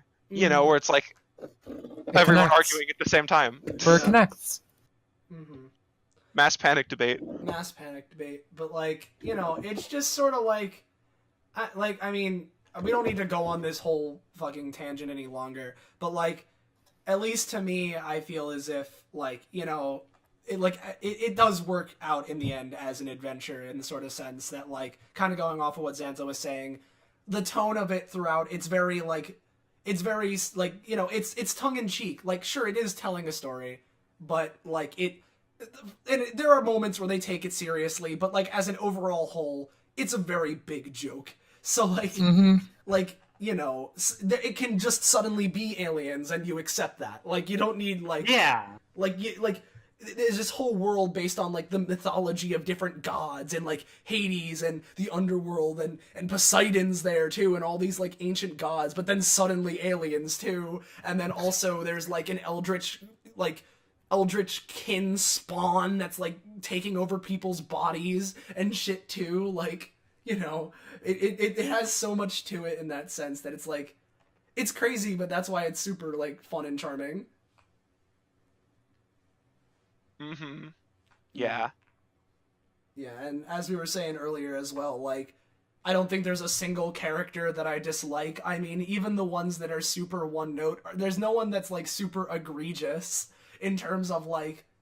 I feel like Other than maybe Poseidon. Pre-chapter 18 is, but after 18 she becomes very likable. So again, not a character that I don't like. The only person who comes to mind regarding, like, a character that I might not like, I genuinely need to give it some thought, is Looter Sanctum Man, Mustache Boy. Who? I think his name was Arlon. Arlon. Yeah. Arlon, yeah. Yes, Arlon's thank you. Lunar Sanctum. Yeah. Yes, thank you. He was a thing, I guess. Well, yeah, no, the thing is that I liked it. there are a lot of characters Okay. that are just sort of, like, existent, and they don't really provide too much, but it's not like I dislike them. That's the thing. Yeah. Well, it's a lot like a Saturday morning cartoon. Mhm. Like, you know, it just pops in all of these wacky characters, and then the ones that stick stay. Yeah, And I like that vibe. me too. And I kind of do too. Yeah. It's just, And, I don't know, that person came to mind and it was like, I don't remember too much about him. yeah. But at least, and if you're asking me, like, I like a bunch of the characters and their, like, jokes are great. Like, I love both Pit and Dark Pit. They're both, like, hilarious and have, like, a real fun dynamic with each other, and, like, a lot of the stuff that Pit says is really... I love Dark Pit. I can relate to Pit in certain senses, and I just love the shit that he says, and Dark Pit's, like, the perfect, like, I'm you, but edgier.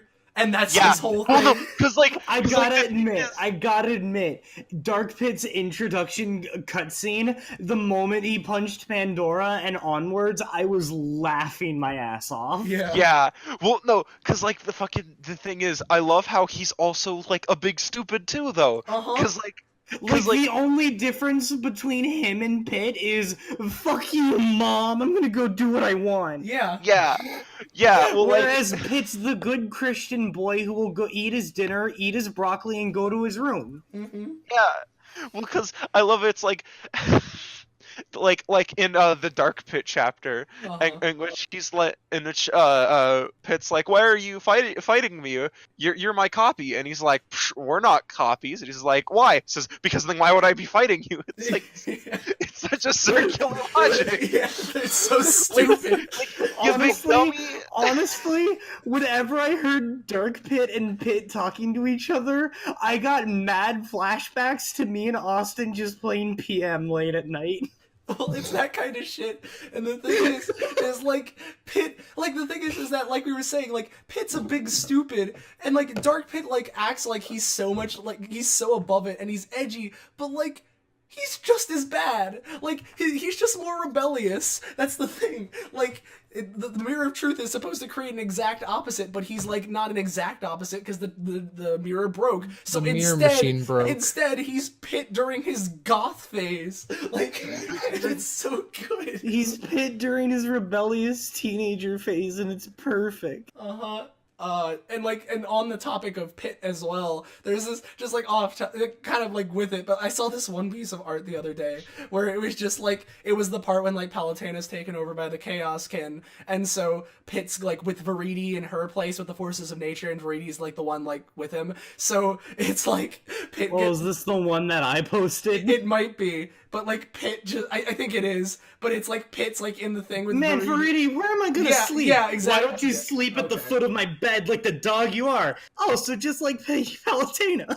Yeah, I mean, take the joke, I guess, but yeah, that one.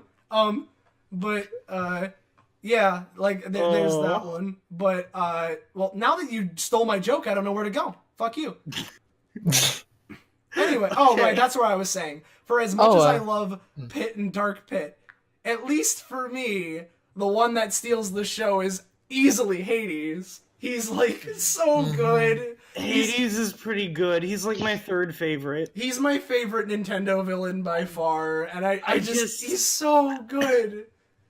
I love Pyron and Dark Pit too much, but Hades is definitely a close third.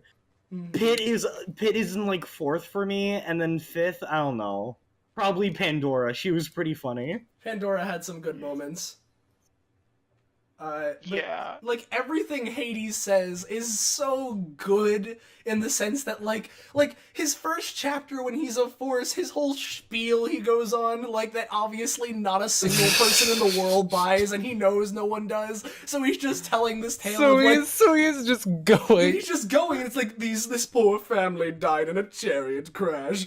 Aww. And I just want to use the wish seed to bring back the parents. Then they can be a big old happy family again. And then they'd strike it rich, like rolling in dough rich. And then they become the kings of the world. Like, the bottom screen, and that's basically the gist of my wish. That's basically the gist of my wish. It's like excellently done. Yeah, noble and most certainly not evil, right? And the parents aren't even, like, human. They just get brought back as zombies. Uh-huh. Uh-huh. And then Palutena brings, then Pit brings actual, like, logic because he doesn't get the fact that Hades is joking because he's a dumb. Or he's like, but Hades, why would you be trying to do that? Because you're like the leader of the underworld, and like, why would you bring back souls? And then Hades doesn't even acknowledge him. He just fucking like continues. Like, I love Pit gets bullied by gods, the game. Yeah. Yeah. He never learned how to read, and he never learned how to not react. Uh-huh. Uh-huh. The poor angel pity baby. pat. Yeah. When aliens give you freaky lemons, make freaky alien lemonade. I love that. Thank you for reminding me of that line. It's one of the best lines in the game. Yeah. Make freaky alien lemonade. Lemonade. Oh, everything. And the whole thing. Byron will destroy this nuclear reactor with fire. And then everything in the Hades belly chapter, because like he's disconnected from Palutena, so it's just Hades talking to Pit, and he's just bullying him the whole time. It's great. He like punches into his own stomach just to scare him. He's like, okay, now this is You make epic. me sad, and when I get sad, I get hungry. Yeah. I love him so much. He's pretty good. He steals the show, if you're asking me. I love Pit too, and I love most of the characters. Not most, like all of them. It's just that, like, oh god. Hades' lines are easily some of the best. Oh, and I'm not sure if you guys knew this. One last thing with Hades before I pass the microphone over to someone else, so because I've been going on with Hades for a bit. But I don't know if you knew this, but on the credits screen, if you wait, like, I think it's 5 minutes after, like, 5 minutes, like, once it's on, like, the final DN screen with the wing without doing anything, Hades will, like, chime in and do something along the lines of, like, oh, did you think I'm dead? Yes, I am, but here I am talking to you, and now that you've finished the game and waited so long, I'm going to delete your save file! And then he, like, does this whole build-up thing. Nah, just kidding, I was just joshing you. See you maybe sometime when I revive in the next 25 years, and then it just ends. Like, oh god. Of I course. really like the Smash Bros. Easter egg. Yeah, there's Smash Brothers. It's the one time that I've enjoyed a Nintendogs thing. Yeah. Yeah. I just can't imagine you being in a melee. That's because I wasn't. Yeah. Oh, that one's super good. Oh, and one other real quick thing, guys. I know I said the last thing, but there's a lot of Hades shit. So, you know... Hades is good. Yeah, so, Dream, remember when you sent that one portrait of Pit sneezing, and you were like, where does this happen? And I said, would you believe me if I said it was a spoiler? Yeah. So, you know how in the final battle, like, with Hades, right before you start the fight, they're doing, like, the Pit, Hades, Pit, and the whole thing, and then Hades sneezes, Pit goes, Gesundheit, and then they start the fight? In the Japanese version, it's Pit who sneezes, which is why Hades jumps backwards in reaction, but for the English version, they thought it'd be funnier if Hades was the one sneezing. Which it was. So, like... just another small tidbit. Yeah. Yeah. It's good. great. The personality in this game is great. Oh. And it's my exact sense of humor, as I'm sure you've been able to notice. The humor and the personality is easily the best part of the game. Oh, yeah. Yeah. It has soul to it. Mm-hmm. Unlike those parents that weren't revived. Dang it. God. But yeah. Yeah. Two questions come to mind. What were people's preferred weapons, and what were their favorite chapters? Bow and Chapter 18. I like the claws. I like claws and blades the most. Mm-hmm. And For me, yeah. For me, it was staves.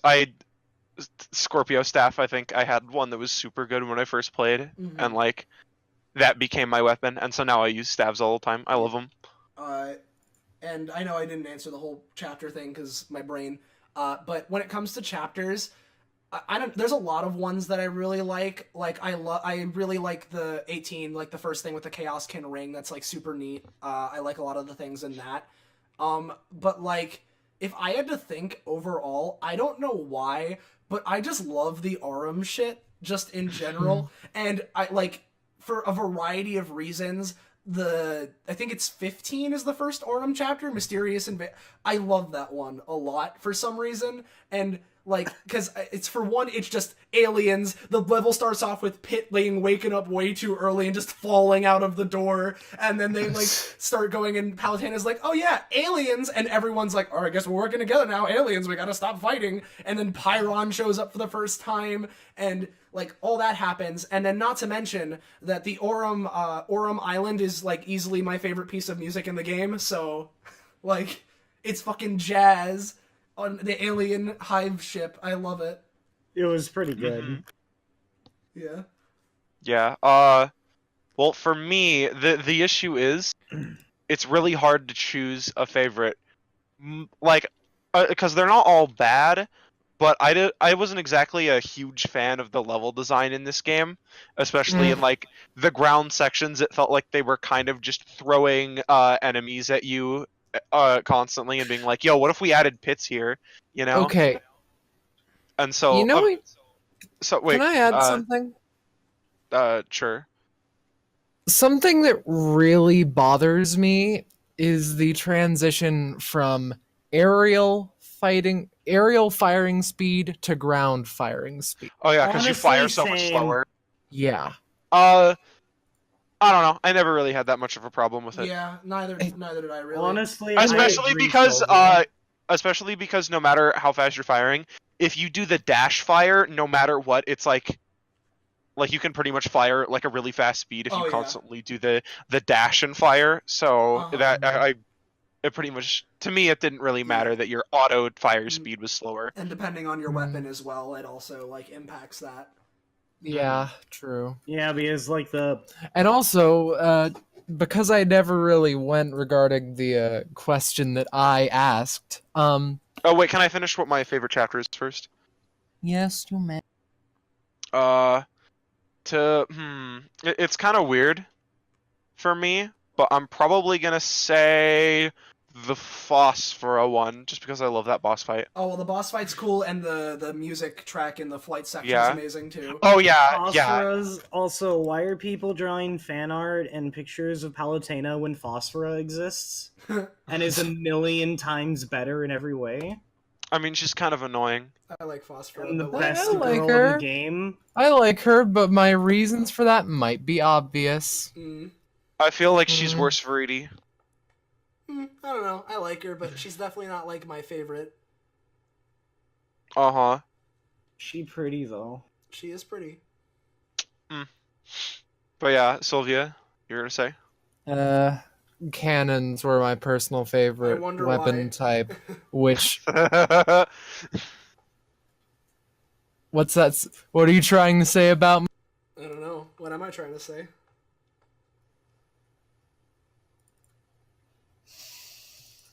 I got my eye. I got my eye on you. Okay. I got my eye on you. All right. You can Aight, just pal. stick that. Oh, okay. I got it. I hate you. Just stick that eye on the ground, and you know, if someone happens to step on it, I mean, that's not my fault. Yeah. And her belt. Yeah. Anyway, what was your favorite chapter, Sylvia? I don't think you guys deserve an answer after that. All right. Out. Was it the one where you're in the when you're building the mech because you're making a siege weapon?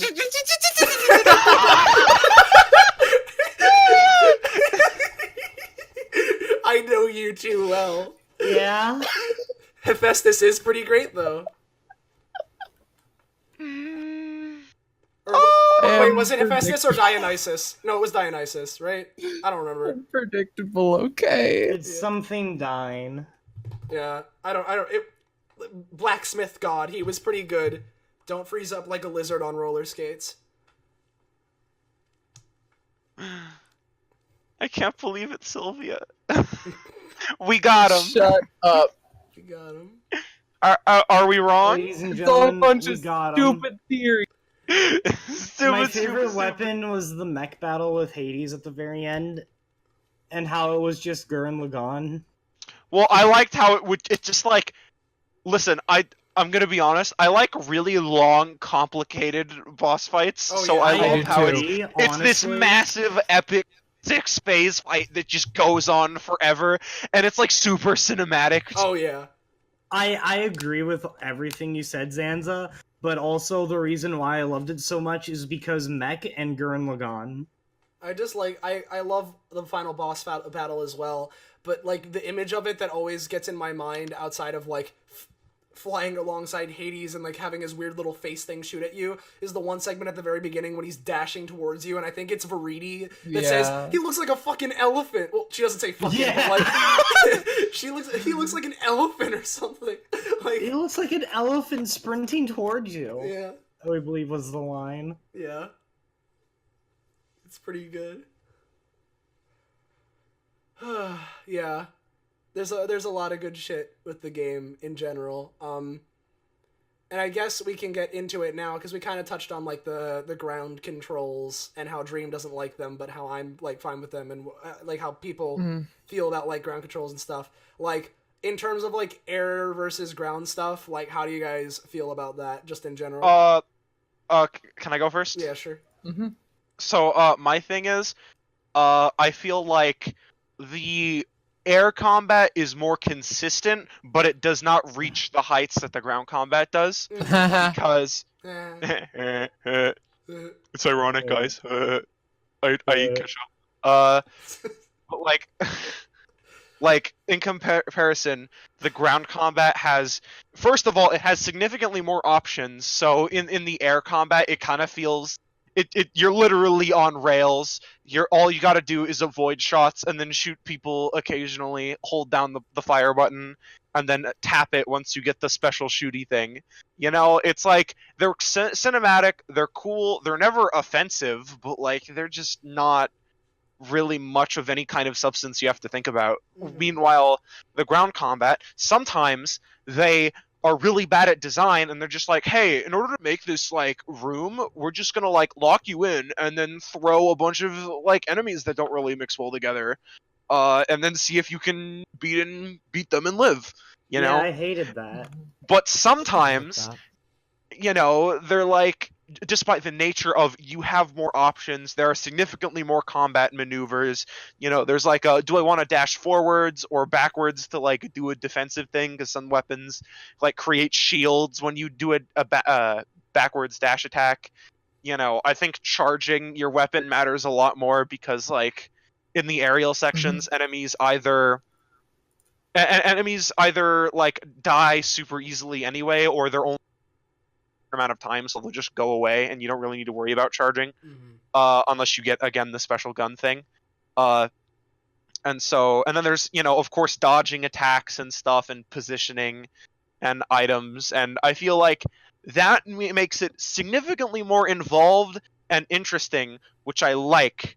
I just don't like how dodging works, because the way dodging works is you basically go, when you do it, you enter like, you hit the dash button or like flick the dash stick right when an attack comes by, and you become invulnerable as you slide in that direction, and then you can do it again. But there are times in which there are so many attacks coming at you that no matter what direction you dash or whatever, you're going to eventually dash so much that you run out of like your stamina thing and you just get hit anyway.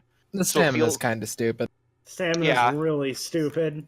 Stamina is stupid. I ended up not caring. I thought it was nice. Like, when you're walking around, I feel like they should have let you run the whole time, but it's nice to take a breather. Yeah. Especially since... Oh, well, I mean, like, especially because, I mean, they already, like, put walls and gates whenever, like, they want you to fight, so it's not like they were doing it for that. The stamina just kind of seems annoying. But, when it comes to dodging, I don't know. I feel like the game too often puts you in... First of all, it can kind of be non-skill based, so just, an attack, flick in some direction. But then other times, the game will just throw so many projectiles at the same time that no matter how much you dodge, you will get hit regardless, and those moments just feel bleh. But the controls themselves never bothered me, so... Yeah. I think it's more just the design philosophy behind each. Yeah, how do you feel, Sylv? I guess that overall, it feels like if I go into detail on this, I'm going to go into detail about other mechanics. Is that okay? I mean, sure. So, like, I guess that the least... Or are we talking about my brain just kind of imploded for a moment? Ground and aerial based combat, like how you feel about them in general? How I feel about each of them. Yeah. I liked them about equally, but I guess that the reason that I enjoyed ground combat more, if I think about it, and the reason that I say that is because it's a bit more interaction with your weapon, quote unquote, if that makes sense. Yeah. So it makes more of a difference what you have equipped and stuff like that. And I apparently have nothing to say regarding this. Sorry. Okay.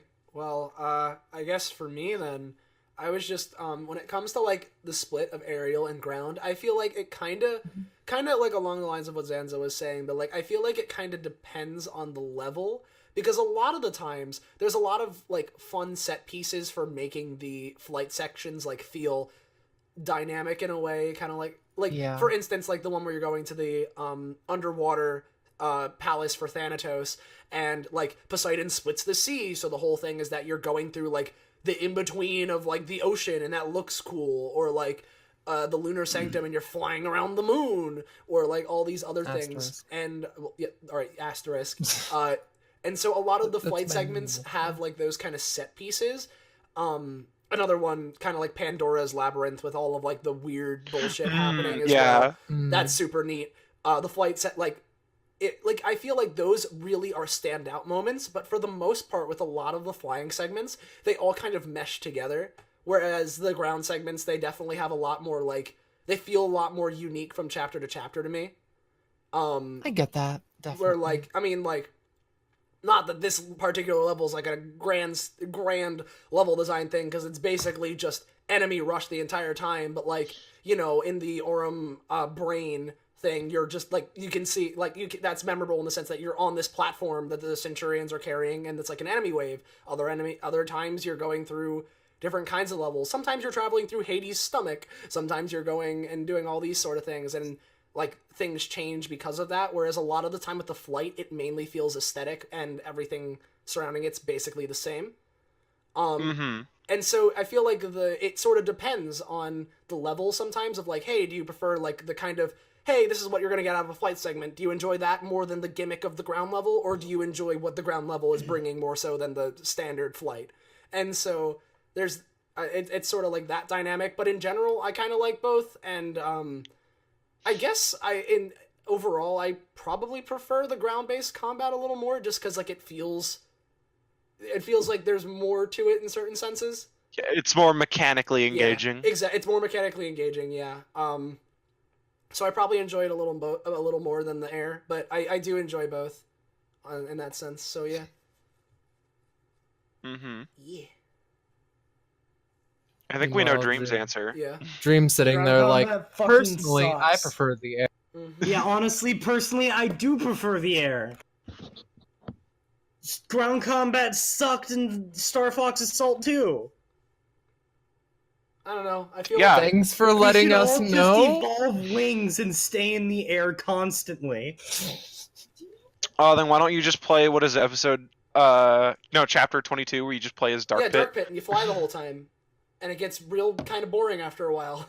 Like, No, Yeah. it's the best level in the game. okay, it's No, it's it was- it's great when you hear Dark Pit's banter, but in terms of design, it's literally just It fire was and the enemies. best level in the game. It's really boring.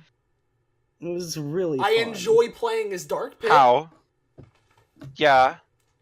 but like, I mean, yeah, it was fun to hear his banter. Because, like, the thing is, as much as Pit is a big stoop, mhm. he's like, Dark Pit's like, he's right. Yeah, Dark Pit is a big stoop, but he's a big stoop with a little bit more logic, and unlike Pit, he has He's a backbone. An idiot, but he's not stupid. He has a backbone. He doesn't get trampled over as much as Pit does. Pit is an idiot and stupid. Dark Pit's an idiot, but he's not stupid. Yeah, he's got a... Yeah, Yeah, so he he's more, stands up for he's himself. more like Spencer from iCarly, you know. He may be an idiot, but he's not stupid. Uh-huh. Yeah, and He like, may be you an know, idiot, but he's not an idiot. The issue is your tissue. what he's talking It's about. YouTube poop. How have you not seen Spencer launches a bagel into Griffin's rectum? It's a classic. It's the best Excuse one. me? All right, I All have the something things I wanted to hear today. I have something to show you after we're done recording this episode. Oh, okay. I'm I'm all scared. It's a classic of YouTube poop. Uh-huh. And that makes me even more scared. Anyways, though, yeah. Yeah. Can I say one thing? Uh-huh. So I don't know, what did you guys think about the weapon fusion system and like the loot system? Because- One of my main complaints comes to light. Okay, in an attempt to this might be an issue with my luck, but I still despised it with a burning passion in my heart and soul. So you see, I enjoy winning games occasionally, despite what my record may show, and therefore, I sometimes did sort of suicide runs in Chapter 9 especially, where I cranked up the difficulty real high, and then I tried to get a couple of chests. And I swear, I cannot remember a singular time that it ever had that it ever had something other than, here's another tile that you already... Yeah. Yeah. For me, like, I'll get into, like, my issues with the intensity difficulty thing later, but for me, it's like, it feels like even when you crank up the difficulty a lot, like, I was basically playing consistently on 6.5 intensity. I didn't specifically choose, I just let it settle wherever it settled, and that's what it did. Yeah. And, Same. like, at that level, like, even though it says that you're playing on quite a difficult level, like you're near 7, you're like the top, all of the drops are still shit. It feels like no matter what, the intensity doesn't actually... The whole point of the intensity is that you get more hearts and better weapons, but I never feel like I get that many more hearts, and I feel like when it comes to the weapon drops, they're almost the same. Like, I'll play a mission on 7 intensity, I won't die, and then I'll get a weapon that has, like, a full star in range, and then nothing in melee, and then, like, two buffs. And then on top of that, whenever you fuse weapons together, you think, oh yeah, you're gonna fuse 2 weapons together, get something stronger out of it. But it feels like the strength of the weapon has little to no correlation of what you're getting out of it. You can fuse 2 weapons and get something that's weaker than either of the component parts separately out of it. Like, the way... And it'll never choose the abilities you want. I was gonna say, the way that the fusion thing works, it very much so reminds me of pre-Persona 5 Persona fusing, where you don't get to choose what... Golden. Well, yeah, pre-Persona 4 Golden Persona fusing, where you don't really get to choose what carries over between each persona when you fuse them. Only in pre-Persona 4 Golden, you could at least back out and spend 5 hours trying to RNG the 5 specific skills you want. In this game, you don't get to choose. It's just, alright, it's gonna be these 3, and it's gonna be these 3 forever. Eat shit and die. Yeah, and I don't know. I feel like, if anything, especially... Can I go into the intensity thing for a bit, too? Yeah. So, like, the way the game increases difficulty is with the intensity meter. It's like, you put in more hearts, which is the currency of the game, to make the levels harder, and then you get better rewards out of it. Well, not only... Smash, it's that. Yeah. Well, like, not Smash only, 4 again... is basically Kid Icarus cross Smash Brothers. Yeah, well, that's why I said it's a Sakurai game. Yeah. He has very consistent tropes throughout all of his games. Yeah. But the point is, I've already talked about how you don't actually get more out of the rewards, but how the difficulty scales is unlike a lot of other games that I really like Fury, where, like, as you increase difficulty, they change things about the game itself and the patterns and the things you have to learn. Instead, all they do is they crank up enemy damage and health bars. And it gets to the point in which, if you don't have really high-level weapons, it's just unbelievably tedious. It's a very traditional way of creating difficulty. Yeah, it's traditional, and I would argue really lazy. Yes, I can agree with that. I know it's kind of bad to call a game that has, like, so many weapons and so much just, like, details and everything lazy, but, like, I really do feel that the difficulty is tacked on, and it's not really fun, because the only way to really, like, you can get better at it, but that just means that, you need to be better at using the weird dodging system so that you can beat the boss fights without taking damage for, like, 5 minutes, as opposed to, like, the normal game, which feels more like a fluid kind of, thing where, like, I want to say... It's the same thing with Smash 4, like, you put it to 9.0, and the computers are going to have frame-perfect dodges and perfect shields. Well, I would say... They're going to be able to kill you in 2 hits, and you got to spend 5 hours whittling them down. And it's the same thing, just with Kid Icarus mechanics instead. And I didn't like it in Smash 4, and I don't like it here.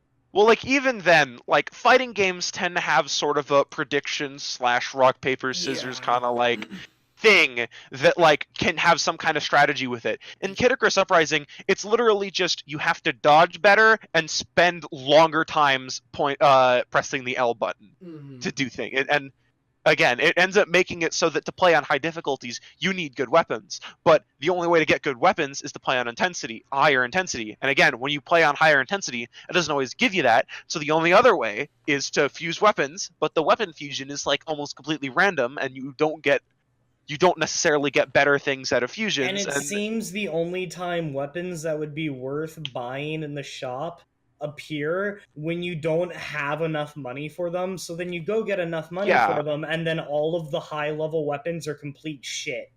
Yeah, well, because like the hearts for those can cost upwards of like if you play, I played through, and so it was the hearts from all of my previous games plus a playthrough of the entire game on, again, intensity like 6.5 for the whole thing, and that was not even close to enough to buy some of like the really good weapons. Like, they're massively expensive.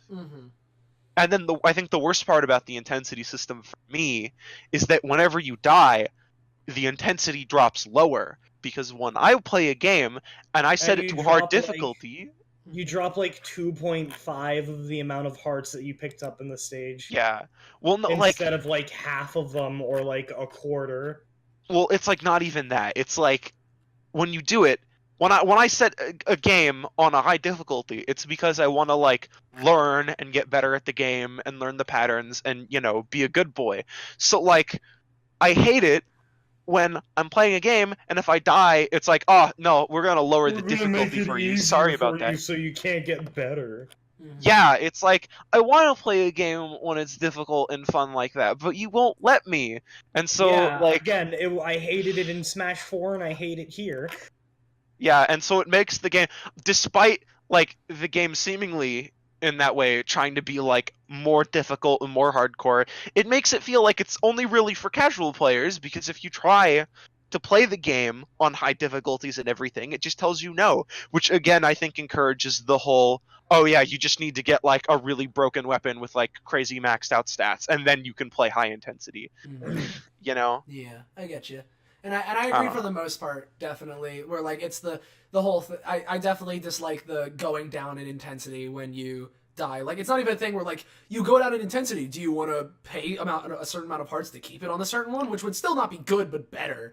But like in that sort of a way. But like it's an automatic drop down, and a lot of the time you want to play on the harder difficulty either because like going down as far as it brings you is too easy. Or you want to be a bit more challenged, or like, or just, you know, you just feel like it. I don't know. Like, it's for whatever reason you might have for wanting to play on the higher intensities, and, you know, it doesn't let you sometimes. But, you know, that really depends, I guess, on, like, kind of how like, intense you want to make it in the first place. But I guess, but yeah. I feel like it just doesn't give you the option to try to, like, play that way to get good, you know? know? Yeah, no, I definitely can agree with that. And the way they have for getting weapons certainly isn't by any means easy, so... Like, there is one way that I can think of that's guaranteed weapons, but you can only use them once, and they are hidden away in the nookiest of crannies in some levels. Oh, you mean like the Zodiac ones? Yes, the Zodiac. I found all the Zodiacs pretty easily. Well, I guess that I'm just the big stupid. Yeah. I liked the idea of the Zodiac weapons. Again, because of how intensity works, they're usually always shit when you get them. Yeah, they're usually pretty bad. Because we can't have nice things. And speaking of that kind of thing, like weapon stats, I'm kind of curious. Well, for one, actually, before no, we'll go into this one first. Have any of you guys played the online multiplayer before? Yes, no. Actually. I have as well. I have a story about that. Okay. So again, earlier I said back after I don't think it was for my first playthrough, but for many of my repeat playthroughs, I had a really powerful Scorpio staff that I got, and I don't even know how I got it, but it became my favorite weapon, and it like I feel like I just loved it. But I eventually thought, you know what? I'm probably not going to play this game much anymore. I want to play the online for a bit. And the thing about staves is, or I guess all of the weapons, depending on what they are, is some of them, even if they're good in the PvE, aren't good in the PvP, because staves require you to hit really small, fast-moving targets with accuracy, and you also don't get, like, if you're going for charge shots and everything, you don't get many chances to fire. Meanwhile, there are things like clubs. And then and then things like some of the like blades, like the Crusader blade, and stuff that have these massive high priority charge shots that like you just can't do anything, you have to dodge, and they're just so powerful. And those which are like disproportionately favored in PvP. So I stupidly fused away my favorite weapon that, like, to be honest, if I had it, like, just because of how like fun the weapons are when you actually get to use them, the game doesn't screw you over, how fun they are, it probably would have boosted my like rating of the game. But like I ended up stupidly fusing it away to get a decently good Crusader blade, because again it just makes the competitive and everything and the online so much easier. But all of that's kind of hard because of the weapon fusion, and again that makes the weapon fusion affect the PvP, because even though I know it's not something that a lot of people play, it makes it harder to enjoy, because then you have to go grind in the story mode and hope you like get good drops, you know? I've played a little bit of the online as well. Like I never took it super seriously or anything of that note, just like for fun. And because of that, I never was like For fun. Yeah, for fun. And so, you know, I was never like purposefully like looking into like meta things or like what works well. I was just like, well, I wasn't working in meta stuff either. It was just something that I noticed. Well, yeah. Kind of like the seeming what that seems to be the meta, at least from what you can observe. But like, I was just kind of going along, and I had like a decent amount of fun with it. Like, you know, I remember playing it when the game was in its prime too. Like when it was like the most popular, there was always a lot of people playing, and it was always really cool because like if you had someone else that had the game and you got to like get into the same room because you know you were able to do that, it was a fun time, definitely. And a similar thing that's definitely not like the biggest part of the game by any stretch of the imagination. Have any of you guys used the AR cards, seeing as how it's like one of the 2 3DS games that actually use them? Big no for me, dog. And all I'll say is that I am very, very salty that they didn't bring the actual trading cards to America. Yep. Because like they're so collectible and they're so cool, and I want them. But like, unless you either had to be at like the 1 or 2 conventions where like if you played PvP, like every match you did you get a pack, so you would need like you'd need to either be at one of those conventions and have a group of friends with the game to like grind them out, or you had to be one of like the 3 people that like did some kind of fighting game tournament or something and won like a full play set of all of them. Or you need to live in like Japan. Or live in Japan. Yeah, that's the thing. I know that like I'm pretty sure for the release of Smash Ultimate, they made like a Kid Icarus card, like for Smash Ultimate. I think it was something with that. Because I know like really recently they like made what they said will actually be like the last final one, and it was like something in celebration of Smash Ultimate, which is super cool. But like I was just kind of curious because I know like I remember when the game came out, that was like a thing that was advertised with it. It's like, hey, we're actually using that AR function that the 3DS has, and I mean, it's the only. No, they weren't. No, and it's the only game that I can think of that actually did something with it. So yeah, and I really wish they did because they were actually pretty high quality. Definitely, like in terms of cards, they were really cool. Like I would be I mean, I guess I wouldn't have money to get them anyway, but I would. I like to think I would collect them because they were pretty rad. Oh yeah, definitely. I guess one other thing. How do you guys feel about like the music and like presentation of the game? Looks think- pretty good music.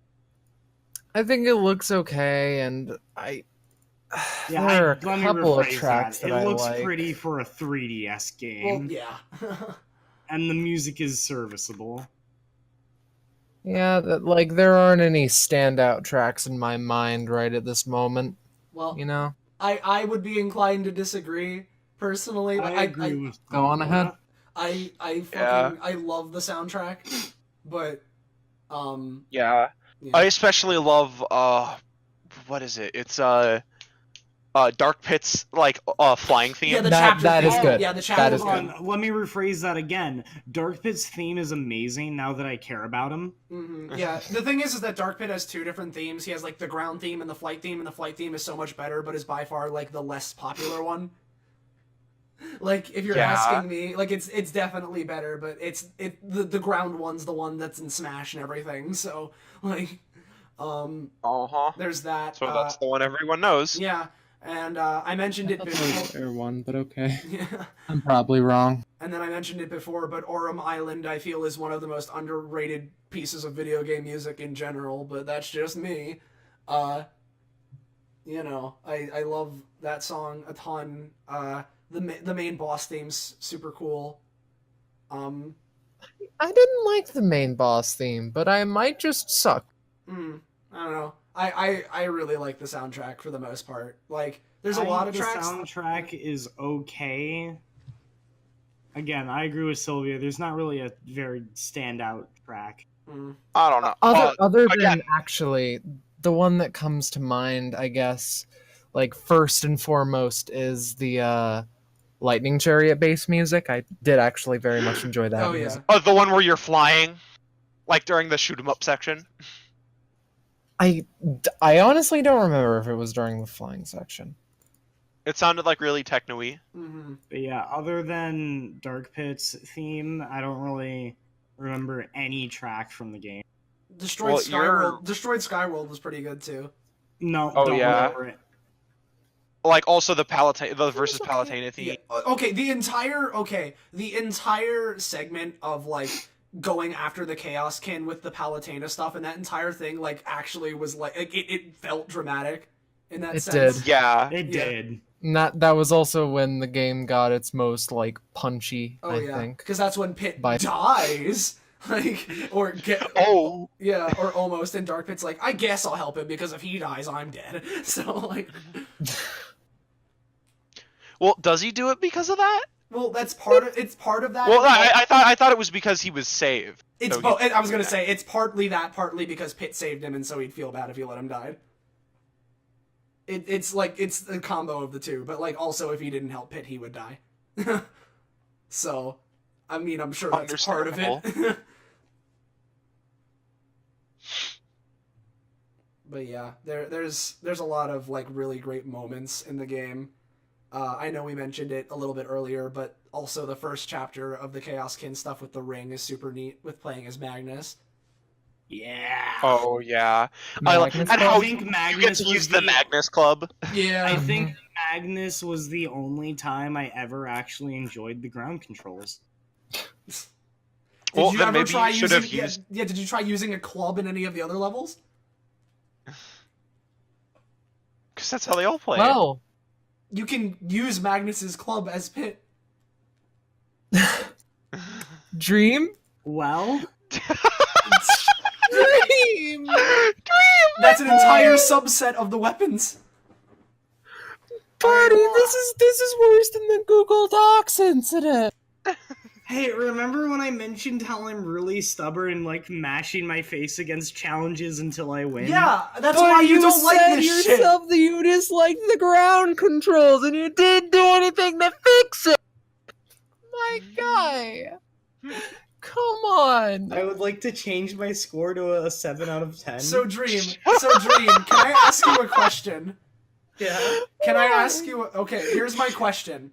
So you know how you start out the game with the weapon literally named First Blade? Yeah. Were you like, I'm gonna beat the whole game with this and change weapons? I don't need to do that. I can beat the entire game with the first weapon. Was that your mindset? No, I got a bow, and I was like, bows are Pit's weapon, right? I've played Brawl many a time, and I got a fortune bow that did 250 damage, and it had homing 4, defense 2, and it also had health recovery 2, and I was like, whoa. Buddy. And it had in peril dodge 2, and I'm like, whoa. This thing's got good range. It's a bow, and Pit uses bows. This is pretty good, and I just stuck to Dream, that. that's a really weak weapon. Yeah. Well, I'm gonna go ahead and say that, but also, again, I'm sorry I keep bringing you back to this, but this is I part of why managed to beat the entire game on 5.0 exclusively. And you have complaints about the ground controls. But like, again, I feel like really this is... good at dodging on the plus side. But you still complain about the ground controls. But like, again, this is why I think the fusion system is bad, because they have so many cool weapons, but the game discourages you from testing them out and figuring out all of the cool ones. Yeah, and Because- like I saw that clubs had like no range, and I'm like, but what about the flying segments? I want to be able to shoot actually- things, so I didn't use the club. Dream? In flying Yeah. segments, the clubs have a special projectile exclusively for them. I should also say that most of the if you include the charge shots, then on average clubs actually have the highest range, Mm-hmm. Yeah, the range even higher than yeah. staves. Yeah, when it comes to charge attacks, like you know, like how the Ore Club is in Smash Brothers with a giant tornado. Mm-hmm. Yeah, that there's a reason why it fires a giant tornado in Smash, because it can do that in the game. Dream, Buddy. buddy. Buddy, old pal.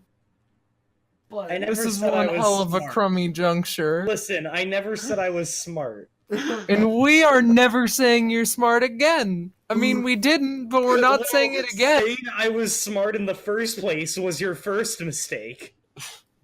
Yikes! He has a point. Oh, God. I don't know how to feel after hearing this. Yeah, I'm Ground demoralized. controls. I'm demoralized. Can we just move on to our final thoughts? Well, actually, real quick before final thoughts, how did you guys feel about the vehicles, like the 3 of them that existed? I liked Cherubot and I liked the Guardian Ring. I loved Cherubot and I really enjoyed the Guardian Ring. The tank was terrible, Yeah, but I will Exo admit goes that Gendai, but you know. Yeah, yeah, but the Exo-Tank other was two were terrible. okay. Exo Tank is poopy. yeah. Other two are two, okay. the other two were Even fun. fun. They were kind of brain dead though, because like when you Yeah. had them, you could just kind of like, especially with the Cherubot, since it has so much health, you just kind of like spam melee attack and then they all die. That is true. Yeah. And then I guess with the ring, it's slightly less so because like it has low health, so you need to use the shield thing. But still, it's just kind of like, hey, you have tons of damage and you just kind of face roll everyone for a while. Mhm. Yeah, Have why fun. do you think I like the two of them so much? Yeah, because you know you get the physical power that you would have gotten if you had picked a club instead of picking the bow, Mhm. the long range weapon I that's might exclusively replay long the range. game later. Yeah, the bows Yeah, are exclusively really? long range. Like, I might replay the game later. Is this true hatred? Is this anger? This is Is despair. this true despair? Despair. Sylvia? Speaking of which, well, hold on. Before we speak of which, before we speak of any witches, we need to continue describing our thing here. Because I was gonna say that I also like Cherubot and Guardian and Exo Tanks and Poopy, and I was also gonna ask, or not. Well, I guess yeah. I was gonna ask you guys if you knew that you were able to unlock Pit's like brawl bow as a weapon. really, how? I don't know how, honestly, I forget, but I think it Well, like, involves the- clearing all the achievements, right? The exact stats? Well, like you get like the Palutena bow that Pit uses in Smash, and it's like a weapon, and when he uses Well, it, I thought that was just the gold bow. I did think too. it. Yeah, I mean, and I'm pretty sure there's like a specific one that's like the Palatena's bow, where when he uses it, like he uses it in the same way as Smash Brothers, where like his basic attack is that he pulls it apart and everything, and like. Like, I mean, I thought all of the bows were like that. I mean, I barely use bows. I know you can get the Palatena bow though, and it's like a special thing. Oh yeah, I'm googling it right now, and it is a thing. Yeah, you can get the Smash Brothers bow for. Yeah, you get it by completing. It's one of the rewards for a challenge on the Hades treasure hunt. Mm-hmm. Oh yeah, you have to beat chapter 24 within 11 minutes. Okay, yeah. Doesn't sound too bad. Yeah, then you get. Yeah. Oh well, it doesn't just hand it to you. Then you have to find it through grinding. Oh, neat. But yeah, then you can get the Palatena bow, so that's a fun little thing. So if you really loved bows that much, Dream, then you might want to go for that one. But you might also want to try clubs. Yeah, I've heard that they're pretty good weapon. Yeah, you might want to try a club too. You know, maybe there were 9 weapon types because some of them appealed to different people. Yeah. Also, for the way that you like playing things, Dream, I feel like you'd probably like claws, seeing as how you basically dual wield claws. You run the fastest when using claws, and they're about melee attacks. So I tried claws actually in the testing room, and I did not enjoy them. Okay, I really surprisingly like them. I really like them, so that's just me. Yeah. I can't believe it. Dream has a semi-valid excuse for once. Oof. Oof. That's a big oof right True, there. but you shouldn't say it. So yeah, I guess at this point we can kind of wrap up with final thoughts for. Yeah. Uprising. Again. For me, again, my primary issues are difficulty, and the weapon fusion system just kind of bogs down the game that they have, you know? But I'd say largely the ground controls are not bad. Everyone says they are, but I didn't find any issues. The game's fun. It has tons of content, tons of different weapons to like test out that are super cool. Like a lot of enemy variety, even if like it's not always used Temporal well. Wizard. A lot of shit like that. Pretty good story. It is it's really funny. I think it's probably one of the most charming games. I'd say. Oh yeah. Again, your mileage on it will swing wildly depending on how lucky you are with weapon RNG, plus your personal tastes, and how you'll acclimate to the controls. But hey, you might want to use a club. Yeah, if you don't like the ground controls, maybe clubs are pretty good for you. Yeah. It's almost like your issue wasn't with the controls, but it was just with you not having a good weapon.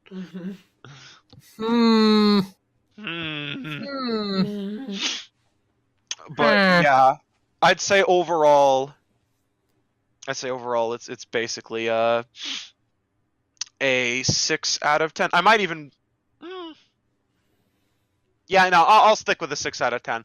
There are some I feel very easily fixable that could boost it to a 7, but for now I'm gonna say 6. I'll probably also say Zanza's score. Okay. Maybe even 6.5 out of 10. Do you have any other final thoughts, Dream, outside of the fact that you need to try using a club maybe once because you like Magnus? I don't know. Don't be a dream, fellow. Don't be me. Actually, by the way, Dream, did Magnus's voice sound familiar to you? It did, but I couldn't figure it out. Soldier 76. Motherfucker. Yeah, I noticed that. Yeah, Soldier 76. That's who it is. And I mean, Viridi's Princess Bubblegum, so. But yeah, like you've ruined two of the best characters. On the bright side, I got really creative with the combat, and I also managed to find the most optimal way to use Palatena powers on the touchscreen. But you never found out the most optimal way to play the game. On the bright side, though, by being a complete dumbass, I managed to play the smartest way possible, both with, like, optimal usage of the bow and the Palutena powers. He says, sweating, trying to explain and justify his action. I'm not trying to justify it. I'm just saying, yeah, I was really fucking stupid, and I probably should have used the club, and I would have really enjoyed the game, but I find it really funny that by being a dumbass, I had to get really smart and creative with my Palutena powers and the bow usage. Okay, Dark Pit. Dream. This is like right now. You're like Kingdom Hearts 1 and 2 Donald trying to explain why he didn't heal that time. Like, oh, I didn't heal that time, but you see, I learned how to deal damage very effectively. I thought if I used Thundaga twice, I would overload her health and make it go to 0. It's our pre-battle rallying cry. Sylvia. Between Palutena, Dark Pit, and Pit, there are 3 IQ cells, and they all belong to Palutena. Seems about right. So, Sylvia, you have any last thoughts? Good game. I would recommend it. Some like it's a bunch of small issues instead of like one colossal. There's arguably the controls, but I didn't have too much trouble. I would recommend the game if you like the whole shoot stuff and do stuff kind of game, which might be most games, but use clubs. Yeah, use clubs. And then, unless you want to get really creative with your dodges and items. Or if you're like me and you can use other weapon types and, swap out. Anyway, I guess for me, my final thoughts, I've said it earlier, this is like one of my favorites just in general, like as an overall package. I know the controls are a major point of contention, but I find them fine. Obviously a bit weird, but nothing you can't get used to. I find like most aspects of the game fun. It has some weird RNG bullshit, and the difficulty isn't the most inspired way of making a difficult game. But outside of that, and like some minor like little holes in it, just as an overall package, content-wise, there's so much to it. I love all the characters. I find the gameplay very fun and like satisfying, and in terms of like story and sense of humor, it's pretty much like inspired a majority of the things that I do in some way or another, and it is very much so my sense of humor, and I love it, which I'm sure if any of you have seen any of the things that I do in general, you might have been able to gather that before we even played the game. But like there's a lot about Icarus Uprising that gels perfectly with the kind of stuff that I like in like narratives and like comedy, where it can take itself seriously if it wants to, but when it's not, it's going bonkers and stupid, and I love it. So it's up there among my favorite like games, just like as an overall experience. And again, it's one of those same as Persona 4 with last time, where like I want to give it like a 10 or a 9, but like realistically, if I'm trying to remove some of my bias, which I won't be able to do entirely, I'd say like 8. Like it has some minor problems that I mentioned earlier and we've been talking about, but I don't think it really ruins the experience, and a lot of it, your mileage may vary, and it really just sort of depends on how you end up playing the game, and some of these problems might not even affect you, so. It's one of my favorites, which is why I suggested it. Why you suggested it? Why I suggested it for our top 15 games we've played on Game Library. You haven't even played 15 yet. That's the point. We're forming Sylvia. that 15 now. Yeah. Have you gotten your final thoughts? Yeah. Oh, okay. So I guess it's time to suggest the next game, and which you're contractually obligated to. Yeah, fulfilling a promise I made to Zanza, and also because I wanted to play the game anyway. Hold on. I just really Danganronpa 2, everybody.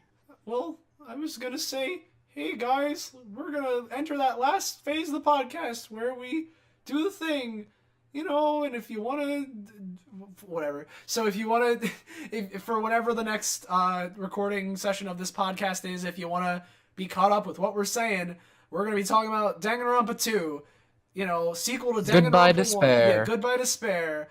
sequel to Danganronpa 1. And It's now- called Super Danganronpa 2 Goodbye Despair. Well, not on Steam it doesn't, so shut And the up. After this game, I can start suggesting the games I really want to suggest on here. We'll see. We shall see. But yeah, Danganronpa 2 is up next, so again, if you haven't played it before, and you want to go into it without spoilers, which I feel like probably makes it better, you might want to play the game now. If you don't care, then just wait till when we talk about it, and you'll get to hear all of our thoughts about it, and I'm sure Soon. there'll be a lot of them. Yeah, soon you'll get to meet me, Hajime. Yeah. You'll get to meet me. No, I'm going to hate this next What one. do you mean, oh, Sylvia? Sylvia, are you feeling despair? Oh, No. that's terrible, Wait, Sylvia. Wait. Wait. Guys. Mommy May. Save me. Guys, it's Sunday. Fingers in his ass, fingers in his ass. Kanye West, he lies, fingers in his ass. If you want more of this, come watch the next episode. Because there will surely be a lot of it. There will be. There most certainly will be.